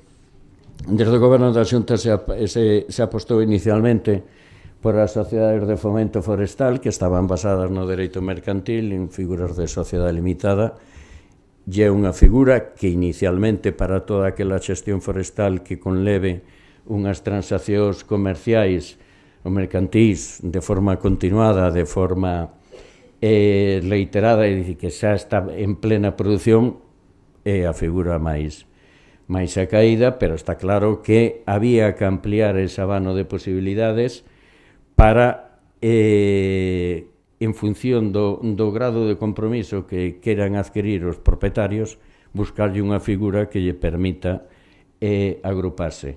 Entón, aí vinculamos 3 niveis que buscan as agrupacións. Por un lado, a información, outro a comercialización, a información ou representación, e outra a xestión. En función desa baixada se complica ou se debe complicar tamén a naturaleza da agrupación. Isto está basicamente basado no modelo finlandés. Actualmente engadimos nas últimas medidas orzamentarias a Agrupación Forestal de Xestión Conxunta Básica, que o que busca é unha figura moi, o nome o diga, moi básica, moi fácil de montar, e que o que buscan é ese acceso á información ou ese primeiro paso de tratar de buscar uns órganos que representen unha serie de propietarios que buscan un fin común. Pode ser comercializar eucalipto, coníferas, ou buscar o aproveitamento sociorecreativo en determinados concellos que teñen unha importancia a ese nivel, calquer motivo, sin ter que ceder a xestión das súas fincas a esa agrupación, nin ter que entrar en figuras demasiado complicadas. As agrupacións forestais de xestión conxunta con base territorial se basan na cesión da xestión do territorio á agrupación forestal, e aí nos basamos en todas as figuras que existen no dereito, desde sociedades sen ánimo de lucro, sociedades civiles, cooperativas, comunidades de bienes, a sociedade limitada, cualquier figura que sea válida en dereito.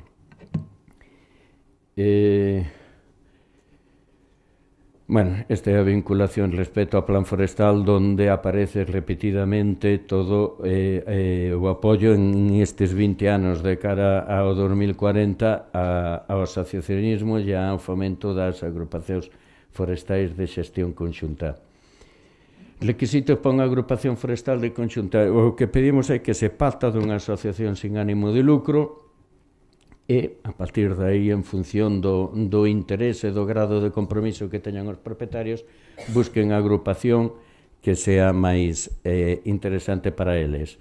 O que se busca inicialmente, pois o que vimos falando, a xestión conxunta, favorecer a xestión e comercialización, a certificación forestal e abaratar a certificación forestal, a protección e adaptación ao cambio climático, tratamentos fitosanitarios, etc., creación de empregos, resiliencia a pragas e enfermedades. Un propietario individual, por moito que cuide o monte, se os do lado non o cuidan, pois vai ter sempre complicacións, e para garantir a multifuncionalidade que se lle exixe a unha xestión forestal en día. As de base territorial teñen que ter un mínimo de superficie de 10 hectáreas, teñen que acreditar nesa superficie que hai un 70% de compromiso por parte dos propietarios, teñen que buscar realizar un plazo de 3 anos un instrumento de ordenación e xestión forestal e, hasta certo punto, que se busque a comercialización conxunta. Para iso hai, e se ten que basar en estatutos, no instrumento, e dispoñer tamén dun apoio e asesoramento técnico, que non ten por que ser en exclusividade, sino que pode ser a través de asociacións que hai ou a través de diferentes empresas de servicio, de autónomos, e que temos unha importante red constituída en Galicia. Bueno, actualmente temos 24 agrupacións forestais de xestión conxunta, 19 son sofores e 5 son vinculadas á produción da castaña, de agrupacións de soutos. Referente aos estatutos, temos na página web modelos orientativos de redacción de estatutos, de contratos de cesión de contratos, de comercialización conxunta, que, volvo a resaltar, son orientativos, non é máis que nada para que a xente poida descargar e poida ter unhos modelos e despois adaptalos aos obxectivos que teña cada agrupación. Teñen contratos para acceder á xestión, contratos a xestión forestal, contratos para acceder á xestión da comercialización conxunta, etc. Eso todo está colgado na página web da Consellería. Estes son os datos das sofores. Teño aquí unha chuleta que os estuven descargando ahora actualmente porque hasta que se formalicen. Temos unha orden de axudas bueno, o digo despois se non me desorganizo. Estos son os 5 proxectos piloto que fixemos, digamos, dirixidos ou coordinados desde a Xunta de Galicia para os outos de Castiñeiro. Se a micropropiedade en Galicia a nivel territorial é complicada, a nivel de Castiñeiros é unha coña acojonante, porque os castiñeiros van pé a pé, o cual xa eso é como un puzzle dentro de outro puzzle. Pero nos topamos coa grata sorpresa de que canto máis abandono hai nos outros, máis a xente xa firma todo, porque xa non saben nin onde ten os castiñeiros, nin onde ten nada, co cual, canto máis a xente está vinculada ao territorio e ten xestión, sí que lle fastidia máis entrar nunha tal, porque el xa o xestiona. Pero cando a xente xa non ten nada, firman todo. O único que hai que ir é o día do patrono e topalos a todos, porque verdadeiramente inicialmente parecía que estábamos predicando no deserto e despois foi doado. Aí temos dúas en Tuxe e Cambela, están constituídas, a de Parada de Sil está constituída, a da Prada da Veiga está en fase, a do Vilar de Folgoso está en fase de asociación, falta da agrupación, falta dar un paso máis, a San Pedro do Incio está constituída, ya máis grande que eso, e a de Paradela tamén está constituída, ya é máis grande que esa superficie. Empezamos por aí, pero estamos casi entre todas preto das 500 hectáreas. dos outros de Castiñeiros, que ten mérito. Aí iniciamos todo un tema de mellora do estado sanitario desas masas de Castiñeiros, estamos podando, e estamos dando prioridade nas diferentes axudas, estamos sacando órdenes de axudas, eu creo que neste momento entre execución e aprobación estamos superando os 25 millóns de euros, axudas de boa gobernanza, axudas para plantacións de castiñeiro de fruto, axudas para restauración de masas de frondosas, temos publicado ahora mesmo unha de silvicultura de 15 hectáreas, ou de 15 millóns de euros para frondosas e para coníferas, e algunha máis que se me debe escapar, co cual entre que estamos pagando, aprobando e executando hai unha carteira de en torno a 25 millóns de euros.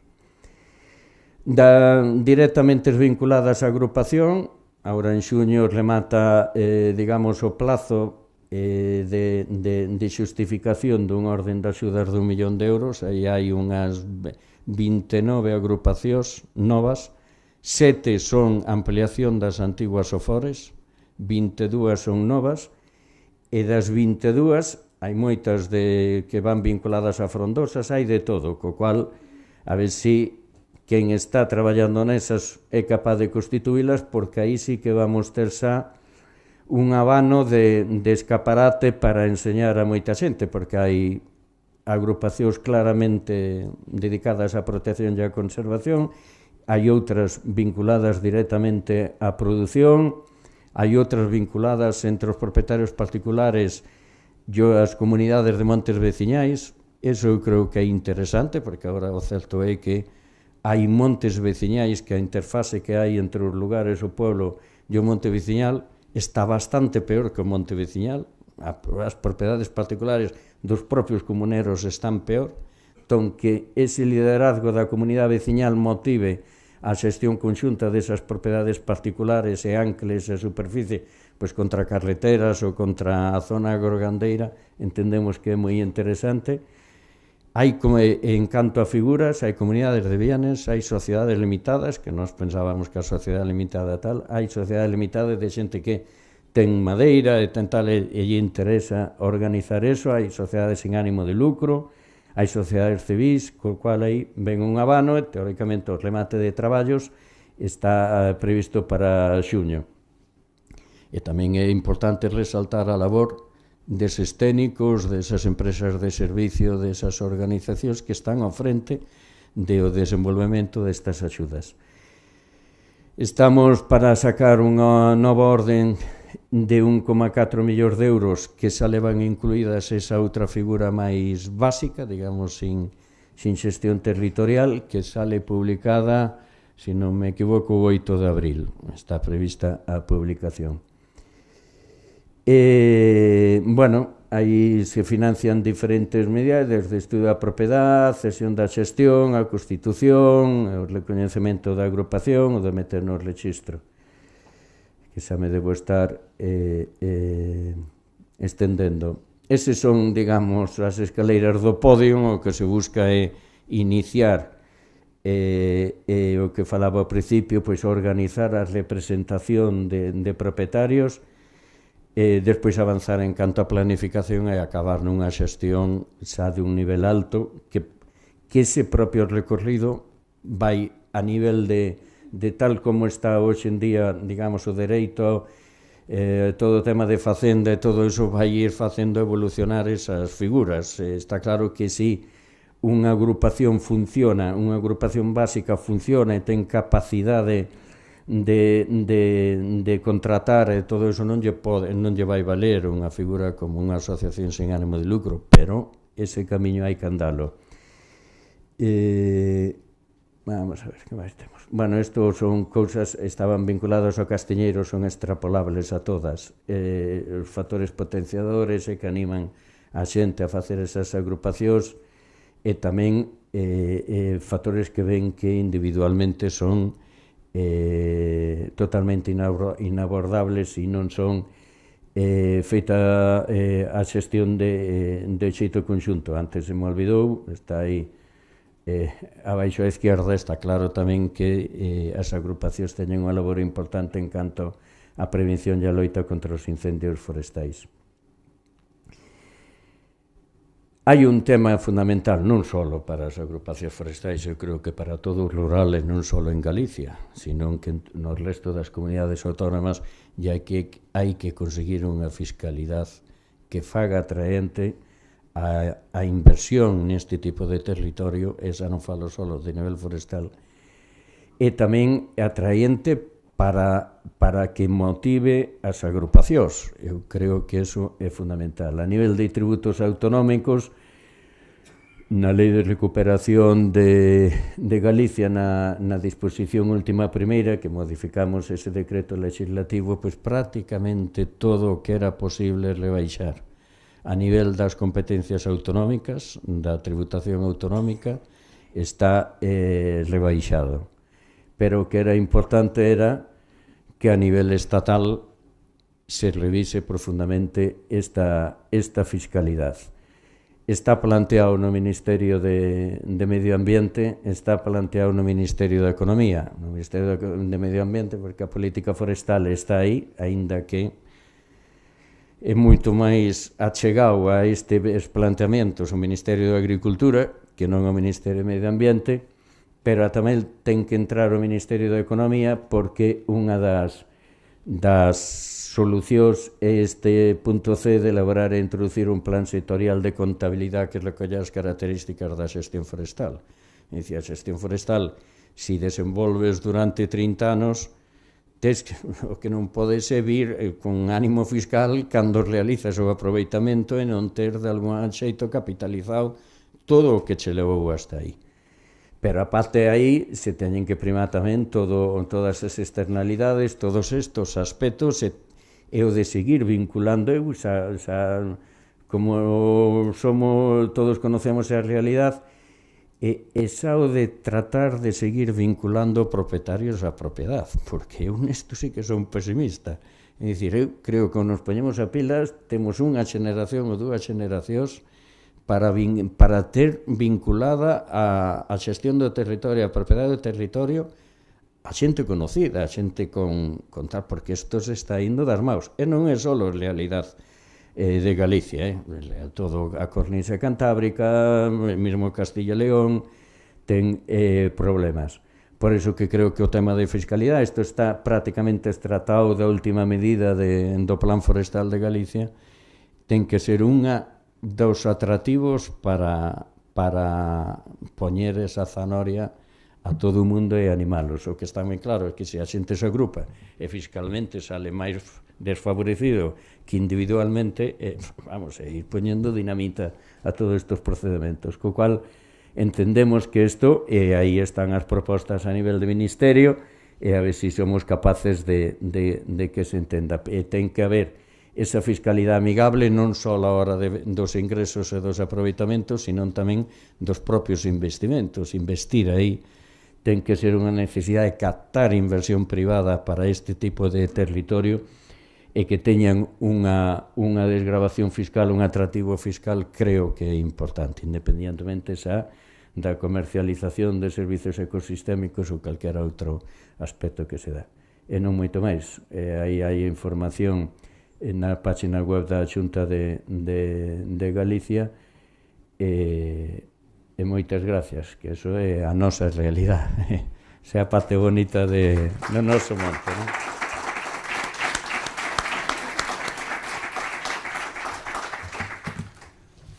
Moi ben, pois moitas grazas. Estamos xa para irnos a comer, me parece. Aproveitamos aquí a presenza xa do director xeral para clausurar aquí a xornada e facemos votos, como se dicía antes, para estar aquí o ano que ven, se vos interesou.